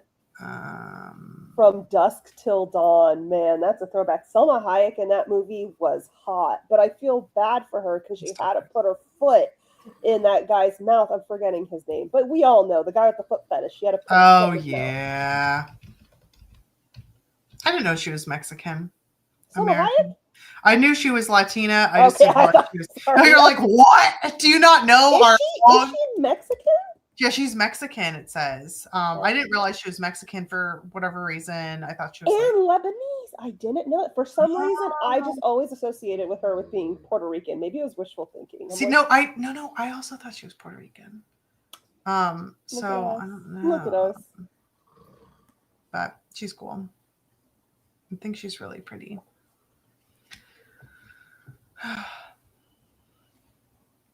Quentin Tarantino, yes, she had to put her poor foot in that guy's mouth, and that guy is a freak, exploiter of all things brown, exactly.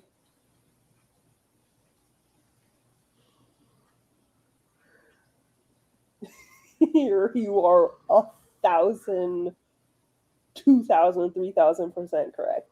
But yeah, he's a gross man. I didn't know he was associated with him. Oh yeah, he's like moving there. Okay. A lot of Hollywood is. There's a lot of issues and stuff. Shakira's half Lebanese too? What? Yeah. I know she's Colombian.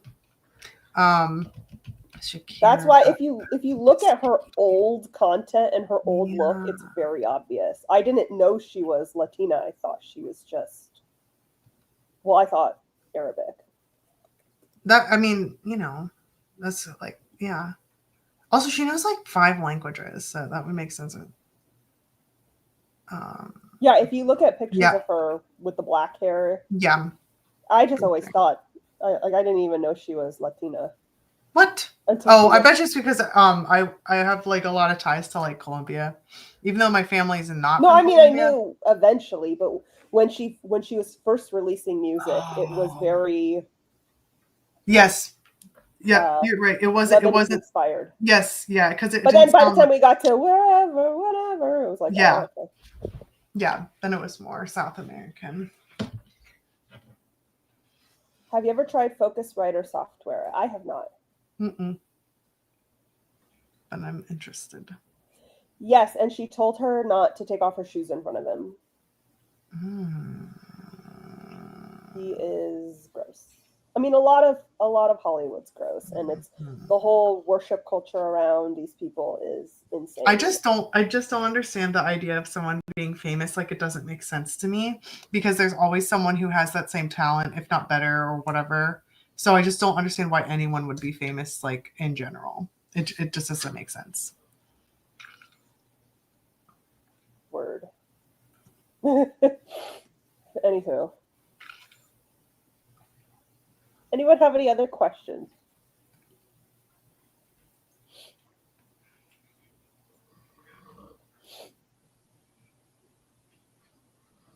Jenna's mic sounds like something's in front of it. Nothing's in front of my mic.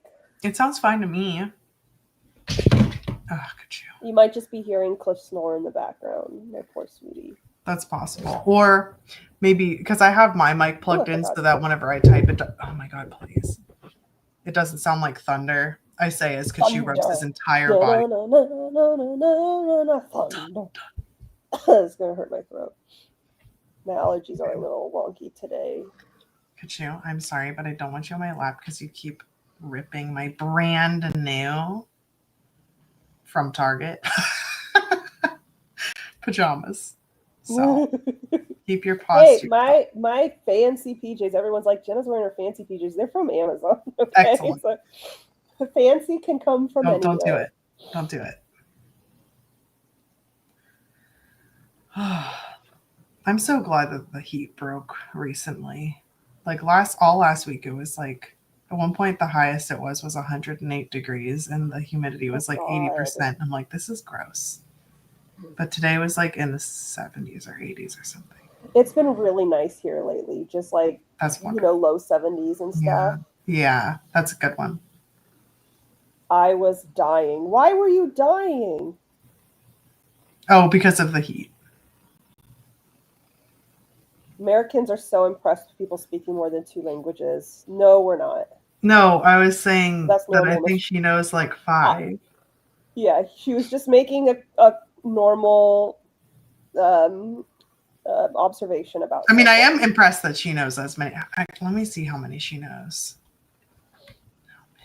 And also her IQ is. I just get annoyed when people say that Americans do this and Americans do that, and it's always like reflective of like Michigan or Alabama. It's like, just say she speaks 8, so I feel like that's pretty impressive. Like, I think that is impressive as well. But it's like, just say hillbillies, or don't lump us all together. It's a huge country. But I am a hillbilly. You just sound.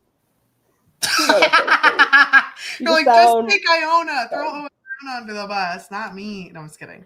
No, I agree, because it's also like whenever people make fun of Americans, it's like some of it's warranted, but some of it's like dumb. Mm-hmm. For me, it's just the generalizing of everyone. Like there's they live in the South. That's why. Huh? They live in the South. That makes sense. Okay, there never you mind. Go. I understand now. Like, people in Cyborg Central the other day was talking about how in America we all worship high school and college football, and I'm like, that is only in the South. And also, well, East, I'd say, I think. But it's scattered throughout. But it's very scattered, and also it's like in the South, it's pretty prevalent through the South, and then scattered through the East. It's I also not a would thing on the say West Coast. the more rural you get, the less I don't mean to say entertainment, but I don't know how else to say it, but like less entertainment. Yeah, so you're like, oh, this is the thing that I'm gonna like go to and socialize around. Right. It's not, Like where I live, no one gave a shit about about any of the athletes or the cheerleaders or anything. That's really weird. Where I'm, you'd think it would be football, but it was soccer. Like soccer got really intense and kind of scary sometimes. Like we'd be like, okay, we have to and it was like high school soccer. I'm like, calm down. I think the sport at my high school that was probably the biggest deal was softball, but only because we had girls on our softball team that ended up playing like whatever the big leagues are, So, but even that, I mean, like no one was like, softball, I did go to school with someone who ended up being a pro football player. So. Yeah, it's just whenever I hear people talking about like, oh, Americans, it's always something that's very like reflective of like rural South or something. And it's like, that's not everywhere. And I guess I get annoyed just because a lot of the stereotypes are MAGA coded. And it's like, please, I'm from California. Do not lump me with the MAGAs. Do not lump me with the MAGAs. Please don't do it to me. I don't want to. And I'm not an America apologist. Like the country has a lot of problems, obviously. I just, as an American, do not want to be lumped in with, the people who are illiterate, And I think that's fair. I don't think IONA would want to be lumped in with them either. And I live here. Like, I live in it. You don't live, when I talk about, like, hillbillies and stuff, I'm talking about, like, Bama. It's pretty out there over here. But I do like it. I was trying to help you. Thank you. But no, and I do really like, it's the same thing of, like, I really like living here. I wouldn't change it. I like Appalachia a lot. We're like southernish. But like I can recognize the things that aren't good pretty easily, pretty glaringly. Let me see. Sorry. I grew up in Arizona, live in California now. Most of the people I grew up with spoke at least Spanish and English. Yeah, like being bilingual is really common around here, but we have a lot of immigrants, so it's just it's very common. I live in Alabama. It can suck. Yeah, I heard that Tennessee right now is the state that has the worst like living conditions in all of the U.S. Yeah. I have to tell you something about that.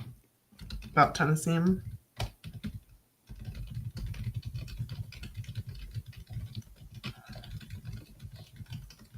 Ew, no.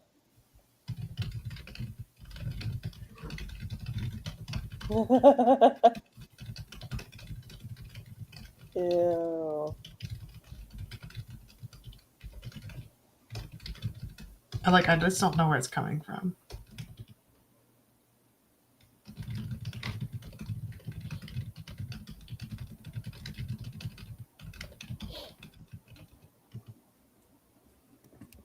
Yeah, that. Yes, that. Oh my God, it's like, bless you. It's the same. It's the same thing you're talking about, where it's like, yeah. Hold on. Yeah. I feel like they know it's bad and they don't want to. I get, because here's, okay, I lived in a really, really rough state, and I loved living at that state, and I knew it was garbage. Like, I knew. But I liked living there, but it's not like I would not let my child go to school there. You know what I mean? Like, but as like a young, new to my career professional, I fucking loved living there. It was perfect. So it's like, but I would not then suggest that someone else live. Like, I just don't know. I don't know. Yeah. Anyway. Yeah. I heard they are going to pass a law where we don't have to change our clocks for daylight saving time. Any thoughts? AFL only. It's never going to happen. They say that every year. I don't have any thoughts. My thoughts is I wish they wouldn't. I don't think people outside of America, specifically Europe, really understand how big and diverse we are. That's the thing, is a lot of Europeans make fun of Americans for not traveling and seeing a lot of countries, and it's like, well, yeah, but you can hop on a train and be in a and new see like country. 5. Well, that's like the other where they're like we'll take day trips. We're like, oh, well, this is like 3 hours away, so we did like a day trip to go visit something 3 hours away, and they're like, oh my gosh, I would have visited like 3 countries like through that like amount. Like, if I want to drive 3 hours, I'm still in California, you know. It takes an 8-hour flight for me to just get to Florida, you know. So it's not as easy for Americans to go to other countries because we can't just hop on a train and do that. That takes, you know, multiple flights and connecting flights and all this stuff. And people, if you've been to like 10 other states, that's the equivalent of seeing like 40 countries in Europe, you know. So, you know, there's just a lot of misconceptions. Jenna, are your headphones right way around? These are not my microphone, so it's not going to make a difference. I double checked on Cyborg Central, and no one else is having issues with the mic. Not that it's bad that you are or anything like that. I'm just it just might be more of like your speaker instead. Yeah, but also I'm literally just using the microphone on my laptop, so I can't change it. The overhyped sports culture is also what we see on the outside of movies and TV series. Yeah, that's true, but like if you look at them, they're usually in very specific areas. Like all of the football movies usually take place in the South. It's like, or like a small unidentified small town. Yeah, that's true. I do have to say something I really liked about having the World Cup here was seeing all the Europeans get really excited about different things, like seeing the yellow school bus, or like for whatever reason ranch dressing. That didn't make any sense to me, but that I like that. What I like when other people are excited about stuff, or when other people are like info dumping about stuff. I really love it. Also, they experience white suburban tourists. Like that's very true. Very true. I could care less. The phrase, okay, I'm going to be annoying. The phrase is I couldn't care less. If you say I could care less, you're saying that you could care less than that. Sorry, that's a pet peeve. I said it wrong for like when I was little for like so long. But Jenna, you're doing the same thing to those people. You're right. I'm sorry. But it happens so much, and I'm just like, But like I said, it's just my own personal thing where I don't want to be lumped in with the maggots, basically. The maggots. Not with those people. I don't. Not as a maggot, but like as one of for me, it's like I don't want people to assume I'm an unsafe person. You know, also that's another thing too, is like I don't like when people assume that Appalachia is a particular type of way when there's so much. There actually is a shit ton of diversity in Appalachia. It's because it ran along where the Underground Railroad was too. Like it's like it was like havens for people, and like I don't know. There's a lot of history, and so I don't like when like there was this YouTuber at one point that was saying that like you're from Appalachia, we get it. You're like poor and racist and white or something like that. And I'm like, I don't even understand what just happened. And like people were like, what are you talking about actually? And then he got ripped apart. He was being really weird to another YouTuber. That was like years ago, but it's always stuck with me where I'm like, why would you like? But it's really a bunch of people from Appalachia who are amazing and open-minded. That's why I always kind of go. You know, I always say it's the South. You know, because even though I've met lots of great people from the South, but just even when you talk to people in the South, they're like, yeah, we have a higher concentration of those kind of people. Yeah.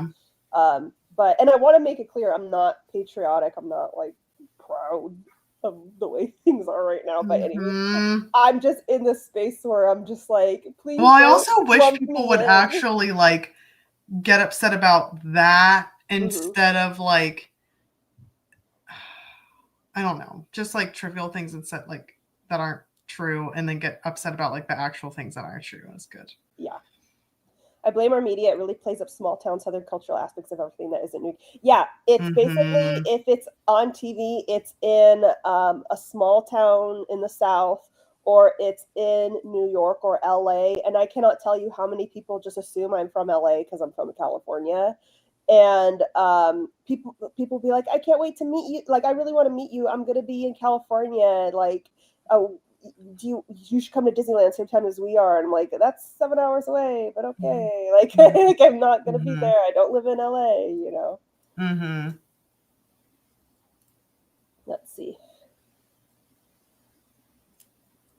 Trump is reaching into the bag of distractions and got to daylight. The bag, you could just see him scrounging around in there. What can I find? With his little hands. Yeah. Just digging. His little bruised hands. It takes 4 hours to cross my state. It takes 4. If I drive 4 hours, I'm in a whole different country. Yeah, exactly. Oh my gosh, I'll have to send something to you, Jay, where someone was talking to, like, he's an American who moved to the Netherlands, but he was like, oh, I wanted to go to, and he's like pronouncing it really badly. He's like, I'm sorry, I don't know how to pronounce it. It's this. And they're like, oh, it's that. And they said it like the same way as him. He's like, yeah. So I heard it's really close to this. They're like, it's not close at all. And then he shows it on Google Maps and it's 30 minutes away. But in the Netherlands, that is far, you know, but but to an American, it's like, I mean, I commute to work every day and it's 35. Right. I don't even count that as a commute. It's 35 minutes away. It's like San Francisco is 30 minutes away from me, and that's very so close. Yeah. And I was like, just train on up there. Ranch dressing is not a thing in the UK. I've been to the US once and tried it. It's very yummy. Yeah, apparently the people who were in the US for soccer, they were like trying to out of ranch. Yeah, they were like losing it. But what's funny is that, so first of all, it's like, I don't understand why it wouldn't be in the UK because it's like a milk product. So like it can totally be made there. But also something that my coworker pointed out is she's like, why do they keep smuggling the bottles? Just get the packet, the dehydrated packets. You just add water and it turns into ranch dressing. I was like, I don't know why they don't do that. I don't know. See, I'm gonna break some hearts. I don't like ranch, but that's okay. I respect anyone who does. Cliff loves ranch. Whenever we order anything that has ranch, he gets extra ranch, and then he just smothers it in it and whatever. I will get in a ranch mood, if that makes sense, where I'll all of a sudden want it as a dip. So. I have lots of Black family in Kentucky. Appalachia fought Union busters in literal wars, super liberal at the core in a way most people don't even understand. It's like liberal in like a very like, don't tell us what the fuck to do. It's like it's very weird, but I like it. But that's the part that's like confusing. But like whenever I'll hear people think one thing about Appalachia, I'm like, some of the things that you're talking about are a problem, but some of them are not, and like it's just like a stereotype that is misunderstood. Yeah. Jenna is not of the people. It's an ARFID thing. I tend not to like the white sauces. I hate mayo too. Mayo, like creamy stuff. And I love mayo. If you had to put ranch or mayo or sour cream in front of me, I would go for ranch first. I could tolerate that the most. Then sour cream, then mayo. Mayo to me, you might as well just put a big pile of shit in front of me. Like mayo disgusts me to the core. Yeah, I love everything. What is ranch dressing? I actually don't know. I feel like it is mayo though. Like mixed. I don't think so. Yes, it is mayo. I knew there was buttermilk in it, so it's mayo, buttermilk, and sour cream. That's it. And then it's got all my favorite things. And then it's got herbs. So garlic, onion, salt, pepper, dill, parsley, chives. Interesting. See, I knew I have buttermilk, but I didn't know about the mayo. Good. But also, I say it's so good. That is not the thing. The thing that I always can like put on stuff. I don't, but like if it's around, I would. Is honey barbecue. Honey barbecue. So I can understand that. You can swap the sour cream for mayo or plain yogurt. She doesn't like any of those things. I mean, yeah, I don't like any of those things. I like all of those things. Yeah, I don't like the white. I'm a milky person. Yeah. That's like whenever what was it, Kahlua and cream or whatever? where I was like, what is this? This is great. And my husband was like, no, you're drinking milk. I don't like the alcohol with the milk in it. So like White Russians and Kahlua and all that stuff. It's not good stuff. If I am putting ice into milk and not blending it up in a milkshake, then I'm not about it. Oh, I also do like green sauces. Yes. Now that I think about it, I do like lots of good. I do like a lot of sauces actually. I like salsa. Salsa's great. Yep. That's what I was thinking about. Is like. I like red sauces. I think you are a red sauce person mostly. I'm not so much a green sauce person. I like green sauce a lot. But I like red sauces. We're going to find a sauce Jenna likes. I like a lot of sauces, but I like browns and red sauces. Not a white sauce. Yeah. I think the only thing I don't like that's a sauce or condiment or whatever is mustard. I think that's disgusting. I don't mind mustard, but it's not, it's just whatever. The best I can get, I used to be extremely upset by it, like the taste of it. But now if it's like only the tiniest bit mixed in, I can handle it. Yeah, that makes sense. I like ketchup. Like that's like groundbreaking. Oh my God. Well, ketchup is also, again, red sauce. So you're very consistent. But it's weird for me because when I think of sauces, I think of like enchilada sauce or like teriyaki sauce. I think of those kind of things. Like to me, ranch, mayo, those like I wouldn't even, to me those are like condiments. I wouldn't consider them sauces. So when I think of sauces, I think of stuff like I said, enchilada sauce, salsas, teriyaki sauce, that kind of stuff. Those are all good. Yeah. Anywho. This is how you know Jenna grew up in a 2-parent house. Now I want to know which thing he's referring to.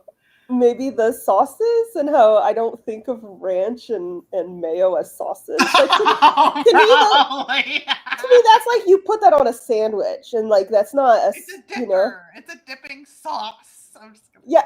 No. I get it. But I the sauce class.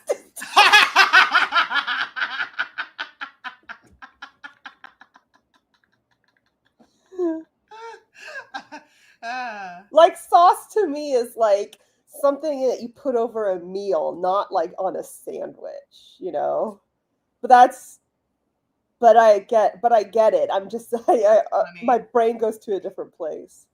There are like, that's so funny. I didn't even like. I was like, oh, I just think about it differently, and I was like, oh, well, maybe that is the distinction. Sauces and condiments are okay. Thank you. Let me see. But also another 2-parent household. So, like, because I always, this is how I always like. I've always thought of sauces is like because I've always considered myself like I love sauces, but everything we've listed, I was like, I didn't know these were sauces.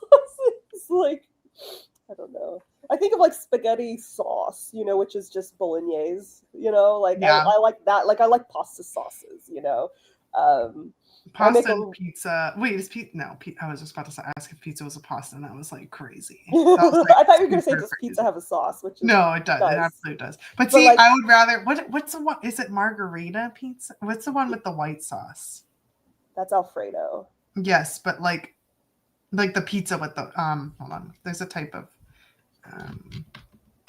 What's the type of pizza with the white sauce? I like that, Grover. I can agree with you there. I thought there was something called like margarita pizza, but margarita pizza definitely has like red sauce. Doesn't matter. Those of us from 1-parent households are over here writing manifest. Yeah, like I love, you know, like marinara sauce. I make a really good bolognese. I love a vodka sauce. Like this is what I associate sauce with. That's awesome. I like a marinade or masala. I was definitely using sauce interchangeably with condiments here, but I recognize. This is 100% me being autistic, and I'm very pedantic. No, but also Grover was joking because like it just depends. Like, it's just a thing. Yeah. It's okay, Jen. I grew up in a single mother household. I wouldn't consider most of the. Okay. Don't defend her. Don't defend her. But to me, they're like ingredients to sauces, because you can make a sauce by putting ketchup in it, and like for you pores, this is what you can do to make the sauce. I'm kidding. No. You. Sorry, whoever started it, and I won't stop. No. I totally. It is just the actual literal distinction is what you're able to. Right. Oh, sorry. What Nicole said just cracked me up. I want to see. Wait, in Cyber Central? Yeah. The only sauce is chocolate sauce fair. Man, I haven't had fondue in so long. We have a fondue place here. It's really expensive, and it's so good. And they have, like, you could get a little s'mores pot. It's so good. Us poors. You stop that. For what it's worth, I grew up middle class. Sorry, I'm not trying. Like, I also. Hold on. I just didn't know if you wanted to share them, but. No. Oh, okay. I don't know why I thought that. Wait. Because I know this happened to you, but this is like a wild question to ask.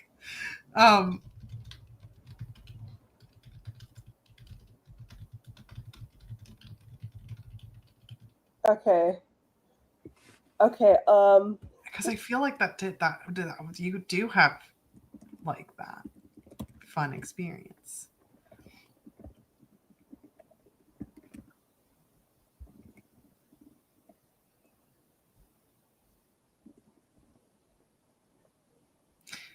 Oh, okay.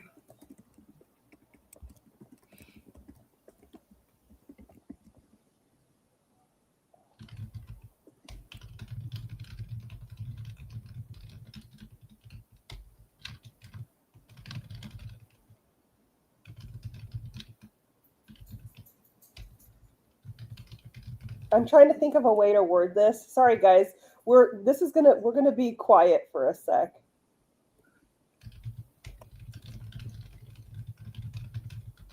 I hope you know I'm not calling you this. Hold on. This is just a reference to previous convos. That's what I was thinking of. Yes, but okay.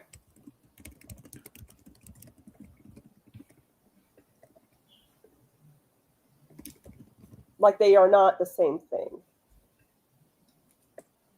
No. Like, you said that word. You said the word. Whore? Yes. Okay. Yes. Hold on. But you also might have been like, not exaggerating isn't the right word, but like.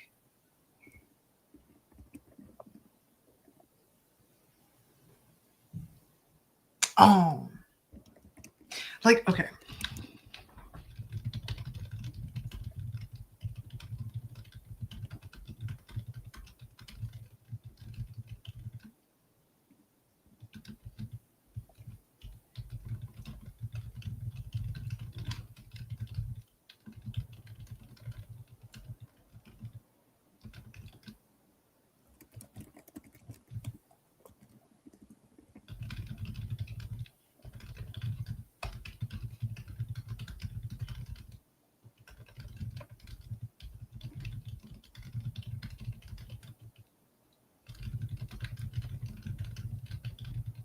I'm getting there. Oh, sorry. I'm waiting. I will wait. This is me interrupting in text, just like I interrupt with words.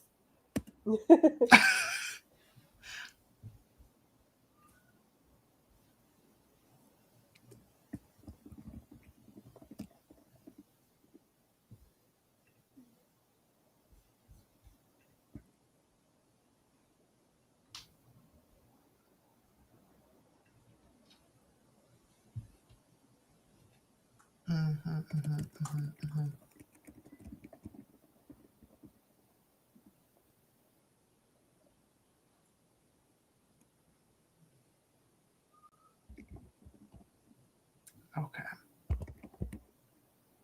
Okay.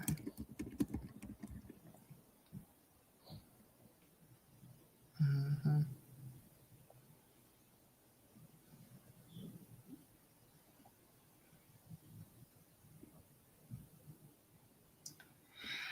Oh, yeah. Okay. Maybe that's what I was thinking of. Yes, that would do it.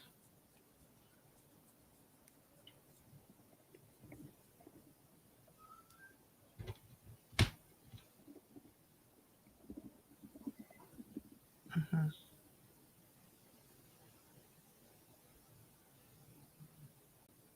Mm-hmm.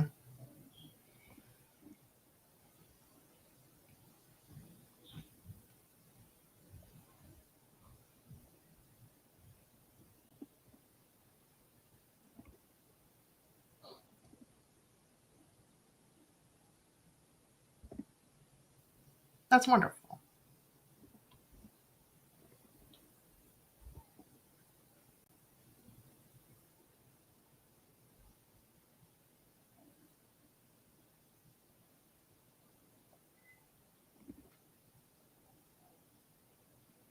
Meh.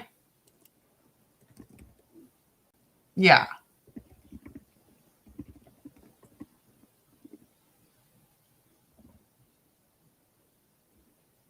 Does that make sense? Yes. Because isn't that called like or something like that? Because Oh, it's I've never heard. I don't know, but yeah. Okay. That makes total sense, and that was what I was referring to. Mm-hmm. And yes, okay, yes. I don't mind sharing with the class, mixing some details. Sure. Okay. So basically, just to talk about, Iona was confused about how my state of living. So basically, before my sister and I were born, my parents were poor and like on their own, very much paycheck to paycheck. After my sister and I were born, and once we were like kids for a while, obviously I don't know about our income status when I was 2 because I was 2, but once we were kids, I would say we were pretty much middle class. Like we weren't struggling, but at the same time, we were clipping coupons. I would sit with my mom every Sunday and clip coupons with her. We got our clothes on sale at Kmart. It was that vibe. Okay. Then we moved when I was 9, and because my dad got a really big job promotion. And it wasn't until I was in college that my family and we continued to live a middle class existence. I would just put it that way. Like, when I turned 16, and a middle class, I would say maybe like an upper middle class existence, in the sense that there were some perks that I got, but it definitely wouldn't be like, okay, for example, when I turned 16, my grandpa gifted me a car. And so that's like a really big deal. It was a used, very old car. It was a car that was, from the 90s. It was an old company car. It was a car that was worth like $5,000. Just making the distinction. Whereas the rich kids at my school, when they turned 16, they got Lexuses and Mustangs and things like that. So to be clear, obviously getting a car gifted to you is a huge perk, but it's not the same thing as like the rich kid perks. So I would say like maybe by the time I was in high school, like upper middle class, it wasn't until I was in college that I learned that my family was, at that point, they had gone from being middle class to like pretty well off. But they didn't change the way we lived. We still shopped at Target and Mervyn's, which doesn't exist anymore. And Mervyn's was like Kohl's back in the day. I still had an allowance and that kind of stuff. I was still expected to get a job and all that shit. I still live like that because my parents didn't want us to become spoiled. So we didn't learn that my parents were actually really doing really, really well until we were in college, because by then they were done raising us and we weren't going to get spoiled. Then when I was around 26 or 27, I had just bought my very first house, which is wonderful. It was a townhouse, to be clear. And then Cliff broke his spine. And I quit my job, and I didn't apply for any government, like I didn't qualify for any government aid or anything like that. So I was incomeless for 2-3 years.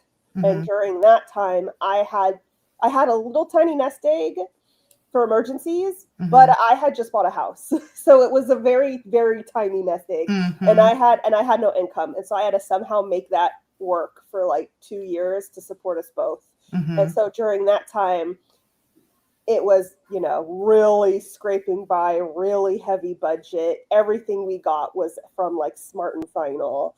$1 boxes of pastaroni was the name of the game. 50-cent canned beans, that kind of thing. And so Iona was asking me because I had mentioned being poor before. And so that for me was sort of my experience with it. But at the same time, I don't feel comfortable being like, oh, I was destitute. Because at the end of the day, I owned a house, but that was my, and that I'm very, very fortunate in that way. But the money that I did have, but you're just so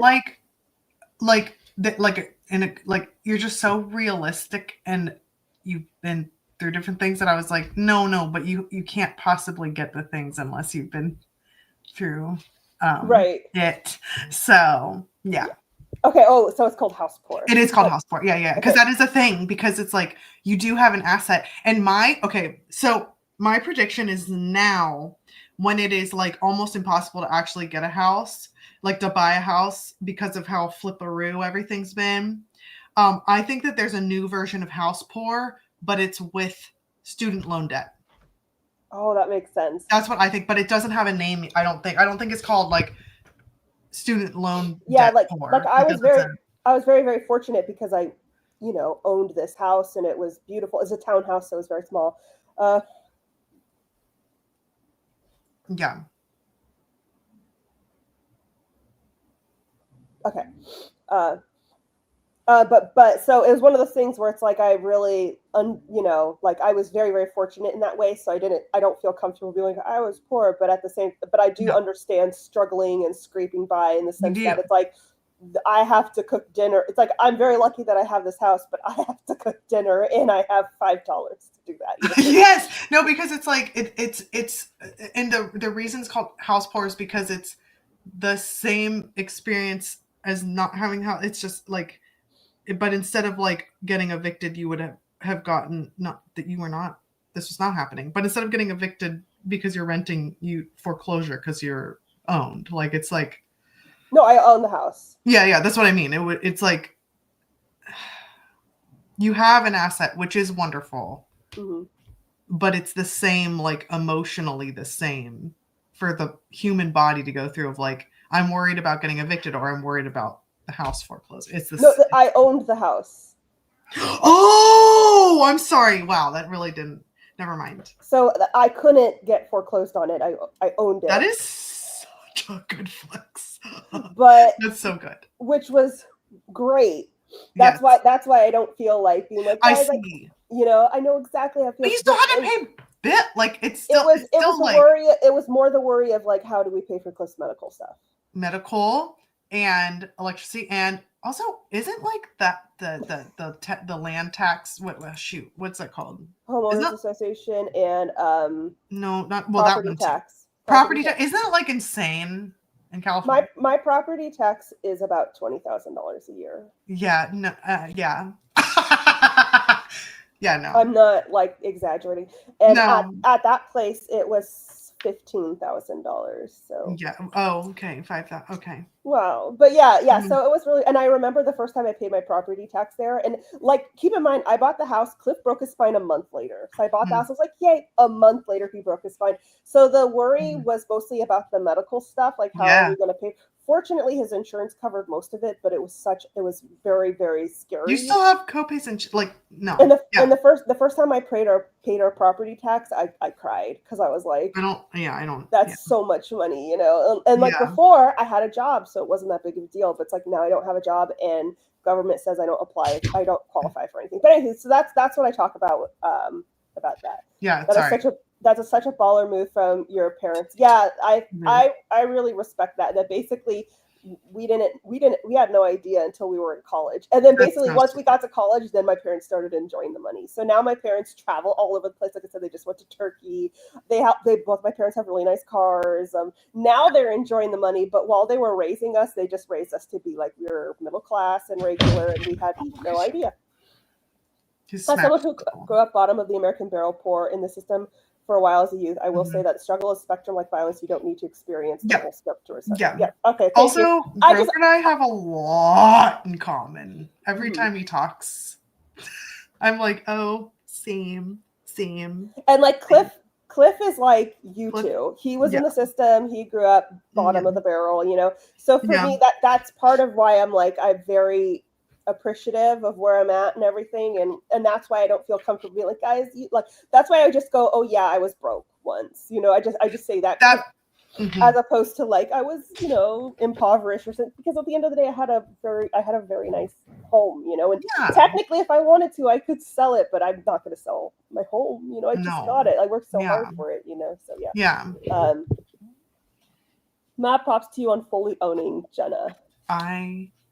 I hope that made sense now, though. No, it does. It does. I'm sorry. I hope I didn't like put you in a position and felt like you have to like. I was trying to convey because they're like, oh, us poors, and then I felt like I was joking too much, and then I was like, wait, but actually she gets it though, and like. So it's one of those things where it's like I get it, but I understand that I only get it to a certain extent, you know, and I don't want to be here be like, yeah, same here, while I was living in a brand new townhouse. You know what I mean? Like, I do, but I just didn't mean to joke. If I joked too hard, I'm really sorry. And also, I'm sorry if you felt like you like I didn't. No. I literally don't mind talking about this stuff, but it was a very weird juxtaposition in the sense that we lived in a very nice townhouse. It had only been. We were the second people to live in it. The first family only lived in it for 3 years, so it was pretty much brand new. Yeah. And then we would leave, and we would be getting all of our groceries at Smart and Final. With I don't know if you guys are familiar, but that's like the discount. You know, we have it's like Save a Lot here, and I still love Smart and Final. Like we would get the big jugs of sangria. It'd be these giant jugs, and that would be like our fancy cocktail night, big jug of sangria. We have all these too that we still grocery shop at all these. And that's why I'm like so.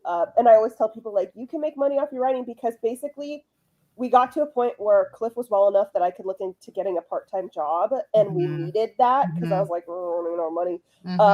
So then I was like, I'll release my debut novel, and then I'll look into getting a part-time job. But the novel ended up making the money that a part-time job would, and so I just never ended up having to get a job. Basically, the books ended up making the traditional job, because certainly have a job. And so then the books started making 6 figures, and that's, you know. And then now I would say that like I'm no longer house poor. I would say I'm financially comfortable. That's what I feel comfortable saying. Love that. So but that's why like I've definitely experienced different peaks and valleys. Yes, but I would not be comfortable saying like, oh yeah, I've experienced the bottom of the barrel, or I've been lower class, because that wouldn't necessarily be true. But I did grow up, I would say, middle class. It's possible we were lower middle class, but I was so young that I don't. I think we were just standard middle class. I just know that like every Sunday I'd clip coupons with my mom. We would get all of our food from Food for Less, which was what Smart and Final used to be. I'd get all my clothes at like Kmart and all that stuff. The card decline I love the dollar. We love the dollar store over here too, but yeah, I'm sorry about that. But yeah, and I do know that at least before my sister and me, and maybe when we were babies, I do know my parents were at least lower middle class or poor back then, because I know that they were on the struggle bus financially. And there's more to that I'll tell Iona.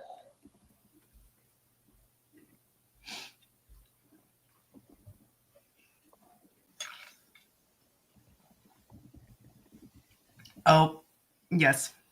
I remember that. So that's why they were poor. Yep. That yes. I mean, I knew those two separate things, but okay. That whatever logic any human being needs. Oh, okay. Yep. Again, the peaks and the valleys. Yeah. So that's You're like, oh. Yeah. But anywho, I hope it's a uncomfortable conversation because like obviously knowing someone like Cliff who like was in foster care and things like that, it makes my like I'm very aware that my struggles are like nothing compared to his. So you can't like yes, but you at can't, least yeah. Did Cliff just wake up? Hi, sweetie. Good morning. Welcome. But anywho.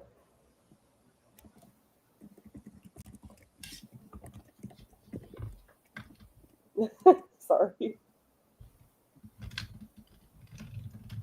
Dark days indeed.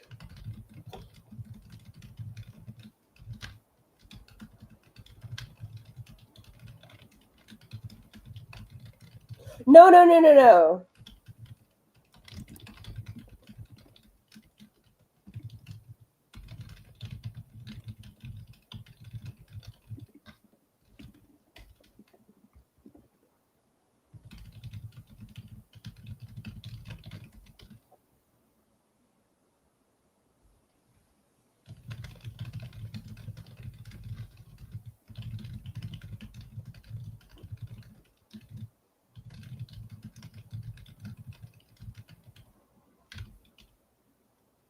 Okay. Yeah. All right, folks. All this food talk is making it, and I want to say that the fucking pastaroni Alfredo mix is really good. We still get that. Thank you for your considerate stance on the topic, and honestly, love to hear things got a lot better. Yes. Also, now, this is like like I know there's this joke of like we made the right person famous, guys, of like the Twitch streamer kind of like where it's like, okay, calm down. But I do love hearing that it was like, okay, you're like working hard, you did your stuff, you're taking your caregiving, and then you sunk into your creation, and your creation is what fed you. You know what I mean? Like that's what you launched from, and I just think that's really cool. I was literally like looking up, like administration jobs, and I was like, yes, I'm gonna have to become a secretary or something because I can only work part-time. And I was like, I don't want to do this. And I was like, it's okay, I'll release my book first. And then the first month it made like $7,000. I was like, oh wow, what's happening? Awesome. You're like, oh, cool. Yay. And that's before it was like, yeah, that was my debut. That wasn't like, yeah, well, it might not have been, I'm thinking, okay, no, it wasn't. I was thinking 7,000 subscribers. I think it was more like 3,500, but that's still a lot when you're not making any money. Yeah. Jenna cultivated her karma and then it paid off. Yeah, that's what I mean. Yeah, that where I was just like, I could not be happier for you. When I started watching these after being subbed since I was super young, I was so pleased you were shitty. I know! That's what I'm talking, where it's like, oh, thank God. Because I'm sorry, but there's a lot that are like, they're really fucking weird, man. Mm-hmm. Like, they're not right. I've met a lot of YouTubers, and they've all been You sure awful. have. You sure have. All been awful. Hi, sweetie. How are you feeling? How are you feeling, poo-poo? Okay. Butters has been hiding under the bed all day. Okay, guys, we're gonna do a sprint, okay? Because I want to check on Butters again and touch base. That'll be perfect timing. All right, folks, setting the timer. Let's do a sprint. Oh my gosh, it's 6:30. Okay, 3, 2, 1, go.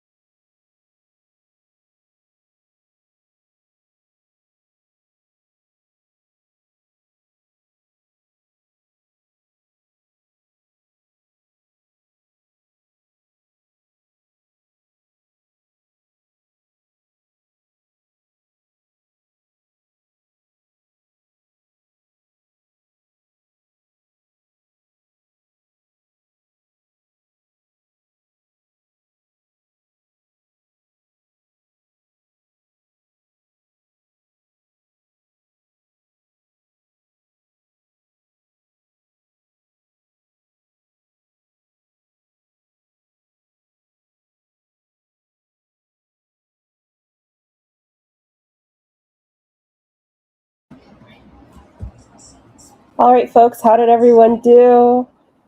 I finished going over the chapter, and I forgot that it ended in a fart. And a fart. Yes. It ended with a fart. Hold on, I'm trying to do the 2 thumbs up. It's not doing it. Yeah. I got pretty far. I got farther than I have in literal months, like 7 months. So that's great. Yeah. Okay, I gave you bad advice. Now that I totally forgot yours is in past tense. Okay, that's why. The part.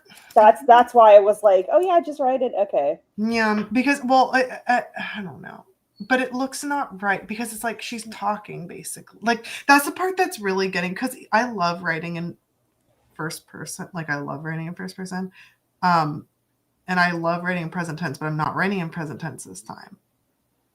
So maybe it would work better in present tense. I hate to say that. I know. So the research I did said that typically cozies are not supposed to be in present tense. That makes total sense. Because there's okay. Ignore me. I'm bad advice. It needs to be, no. It's not like I'm not. They can be, but it's like typically it's like better to not. Mm-hmm. And I only know that because I was like, please, can I write in present tense? And they're like, no. They being, I don't know, like the current like. Well, technically you can do whatever the hell you want. I can do whatever the hell I want, but the current expectation is that that's a little funky to do that. In that case, you would do your thoughts in italics because thoughts are past and present tense. Okay, but then I fixed it, but I guess whenever you read it in the future, you can tell me if it looks weird. You did not, like when you did see it in italics in the past, you didn't say it looked weird. That's probably because it's in past tense. I'm like saying, why are you italicized? I totally forgot about tense. Yeah, it's okay because you even were like, put this in present tense because it's a thought. Like you even like that was your feedback. But the more I looked at it, I was like, I don't like it. I don't like the look of you. You know, right? I get it. So, and then the other one. Okay, can I read you this one description, and then you tell me because okay. First, when I described her, what is happening? Okay, there we go. First, when I described her, I was describing her a little bit too, like she has low self-esteem right now, so she doesn't see herself as like, and she feels very inadequate because he cheated on her, and she's thinking about like that this affair partner is everything she isn't. So it was a little, but you were like, oh, because this is like a cozy, she should feel a little bit more like pixie-ish, like a little bit more like whimsical, not so much like, even with her insecurities, like not so much of like I totally get where you're coming from. Mm-hmm. The problem is that when you just go full into the insecurity explanation, this is how your readers are going to see them, and they're just going to see someone really ugly. No, so then I fixed it, but now it looks like, so that's where I started. Then I fixed it, and the only little bit of feedback that you were like, everything else is good, it's just this one part, but I made it match that hurts. Okay, so I made it like her opposite, like her antithesis of her, but she's still cute looking. Right. But so I didn't he have his new girlfriend? She was that doe-legged, curvy, frosty blonde bombshell he'd always coveted. My petite stature, bronze skin, and fluffy hair weren't going to slow him down anymore. We could move on. But instead of saying petite stature, I wonder if I could say my short legs or something. But see, originally I put like stumpy legs instead, and I think what you have is technically fine. I just as a tall girl who knows that has experienced the tall life and knows that men prefer short girls. Mm-hmm. Whenever I see women being like, he got a tall woman, I'm like, this is not like, that's for the female gaze. Yeah, that totally makes sense. Not whenever you're like, that's for the female gaze. And I was like, no. I was like, why wouldn't he want a gigantically tall woman? But now I'm like, oh. Men like short women because it makes them feel masculine. Women like to see tall, like models. Or that's for the female gaze, it's like my queer is coming out a little bit, I guess. Yeah. I was like, why would he not? Like, right. So, but the thing is, you could technically leave it as is. It's just what's the word? It's like a very specific annoyance for me. I get it. Well, it reminds me of like there's a shoot, she just had a baby. It's like Beach Riri or something like that, where she's this girl where she's like my tiny petite body with my tiny, and she like redoes like kind of like fan fiction. You know what I'm talking about? She's I like, know exactly what you're talking about. Yeah. yes. So, and she also does like a pick me girl and stuff like that. But I just want them to like, because I just said how tall she was, and I just want to put her description in there, and that she's not tall. But right, I totally get that. So it's a personal pet peeve. That's fine. You could keep it, is what I'm saying. It's just one, like, for me as a reader, I'd be like, come on, girl, no guy wants a tall woman, but it's not. But then I did have it in the context of like, she was literally cheated on for this person, so she's gonna be like, oh, this is. Most people wouldn't care. It's a me thing. Okay, that's fine. Well, I'll keep it for now, but with like heavy like suspicion, and then if beta readers are like, why don't you just make her tall? I could make her what? I could make her tall. I'm just always looking for tall ladies. There was a particular reason, I think, before, but no, it's your book. You can do what you want. But. No, I don't see a reason why not, because that was something else that before I had her short, but I changed that portion of it. So actually, and also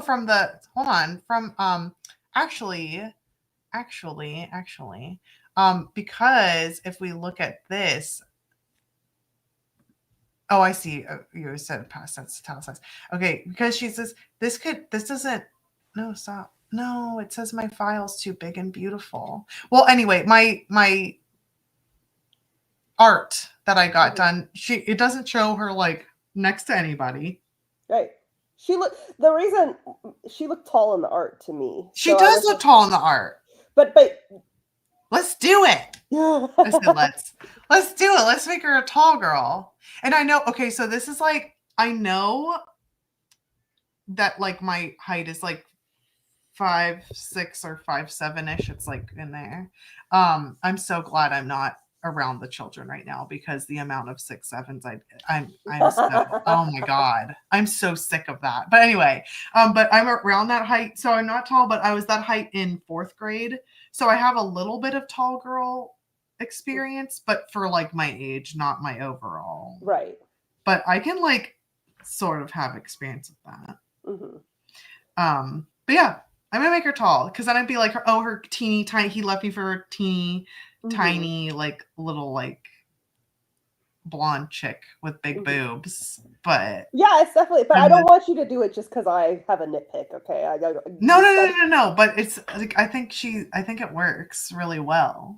I think it would too, especially because like tall people tend to be like clumsy and lanky, and she gets hit in the head with a book. God, she really does. It's funny too, because I came up with this before I started watching Ghosts. But then after a while, I was like, damn, the concussion's really. I had it as a concussion because I had a concussion. Yeah. So I was like, oh, I want a concussion rep. Right. And it would be cool if, like, instead of like debilitating like disability afterwards, she actually could see ghosts. But right. I don't know. So okay, so I'm gonna change it. I'm gonna change it to her, because it doesn't, like, the fact that it could be either or means that it wasn't. And the thing I had in there previously, it was like related to her being small, but now that's not in there anymore. I was basically had her going in like a secret passage, and I'm like, what the fuck am I writing? Like, it's a Scooby-Doo. So I took it out. And I'm not doing it. I said it earlier, you may not have seen it. I've never thought you'd be the type to judge for their socioeconomic status, writing style, yes, money, no, except billionaires. Billionaires are like, gross. Like I said, Cliff and I ended up together, and he had a very rough childhood. The reason I said that is because, like, Alec Astor based her whole platform around, like, I worked so hard and I came from nothing and I had to pull myself up from my bootstrap. Why does that name sound everything you're saying sounds, I just need to see this person. She's very popular. And then it was revealed that she's a Nepo baby. And so like, even though I had like struggles and things like that, I just try to be very clear that, like, but not when I was a kid, but by the time I was an adult, my parents are pretty well off. They're not billionaires or like fucking Uma Thurman. Like, they're not like that. They're not Nepo baby well off, but they're well off. Yeah. And there is some, privilege in that regard, for coming from a family like that. So I just try and make it clear that even though I have had struggles and stuff, I'm by no means, I'm not going to sit here and be like, oh, I've just, like that. I have had blah, blah, blah, blah, blah. I have had privilege that has helped me along the way. Yeah. Formatted 6 more chapters. Amazing. Wow. I'm making girl dinner. Excellent. Delicious. I fell asleep. We love to see Wonderful. We're helping you rest. I'm only sort of following the 20-minute cycle because I'm half on, half off of setting up my file versus waiting for renders to finish. But I got through about a half a dozen cycles of that. Amazing. Just wrote the fairy bargain that practically ruins my character's life. Amazing. Yay! We love fairy bargains that ruin people's lives. I'll have to try and focus on mine later. Took a couple days off, and I'm always disoriented when I come back. Totally get that. Yeah, that makes sense. I listened to some old country music and edited a chapter. Very cool.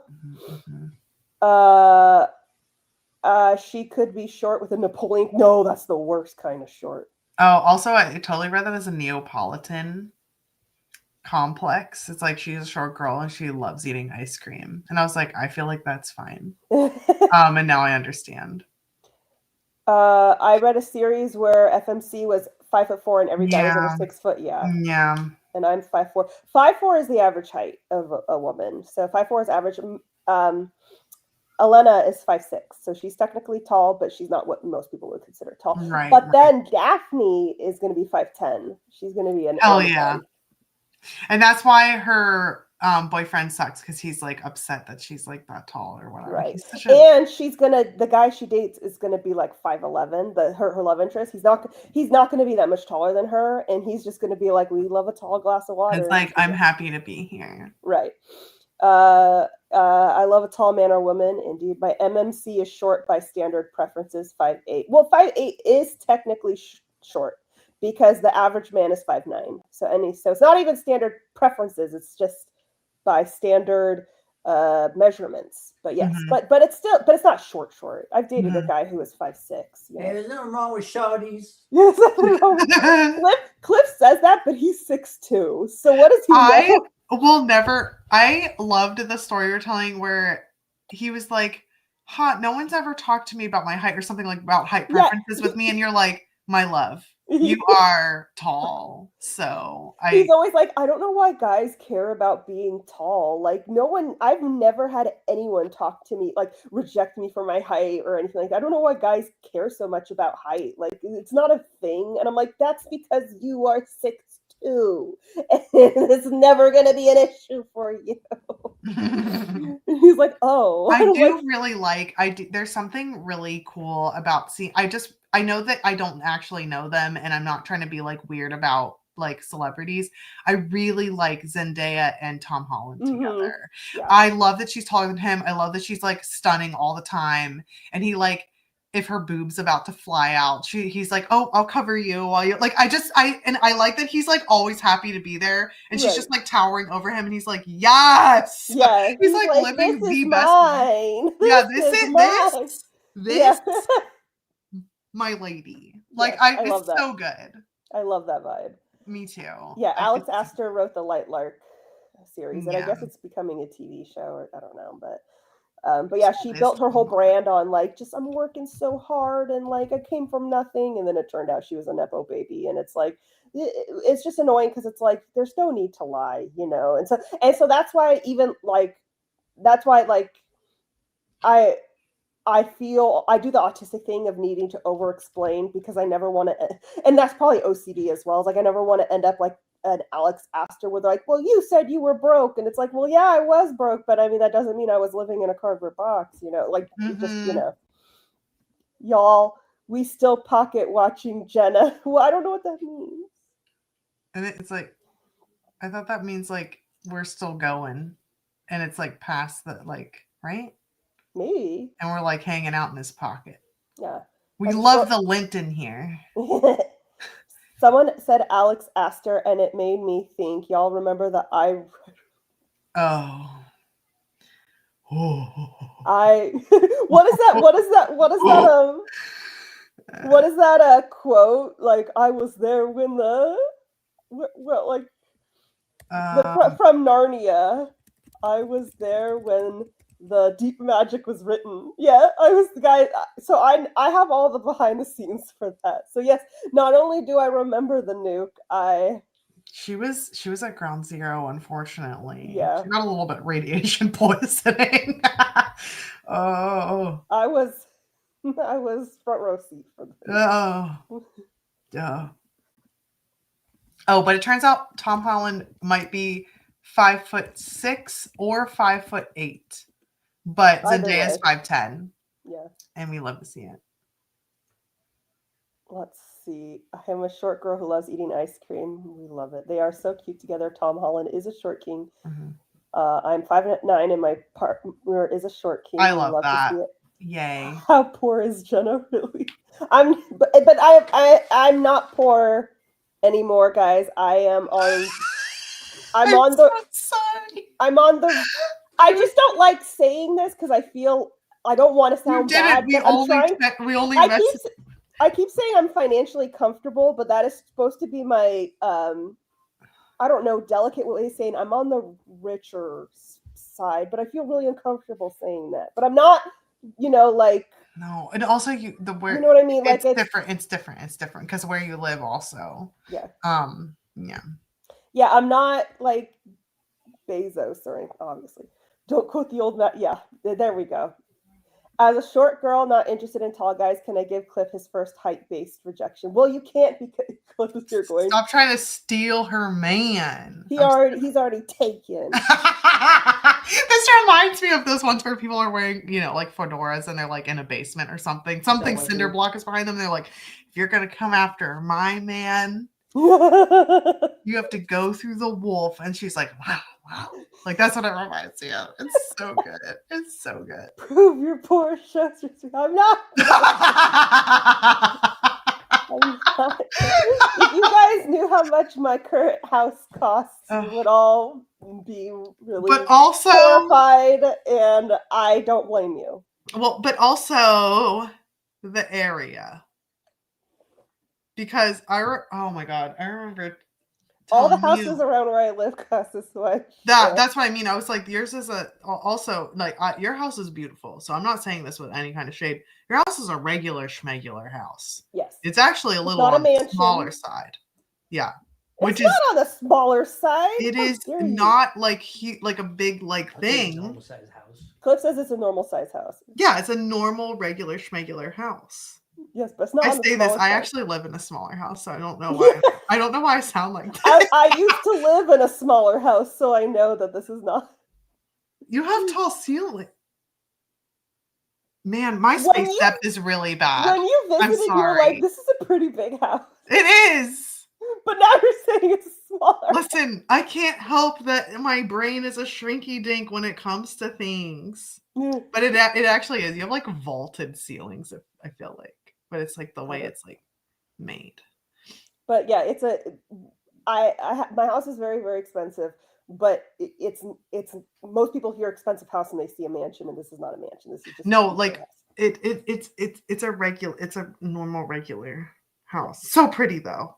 Don't act. It sounds so shady. I'm sorry. No, it's true though. But it's so pretty. But if it's like one of those things where it's like that it's like what in Filthy Rich, where it's like, well, this much could like buy whatever in Ohio, and it's like no offense Grover, but it's like but supply and demand. Basically, he's complaining about his $600,000 mortgage, and he's like, you could get 3 houses in Ohio for this price. Mm-hmm. Hold up, Jenna, don't act like motherfuckers don't. Median house price here just reached $900,000. Median, not average. Yeah, unfortunately, it's a lot higher than that here. It looks like median here is almost like $500,000. Jesus, but that's still pretty high. Yes, $900,000 is still pretty high, but unfortunately, it's a lot worse here. But yeah, it's still very high. I love your videos. Thank you so much. Okay, hold on a second.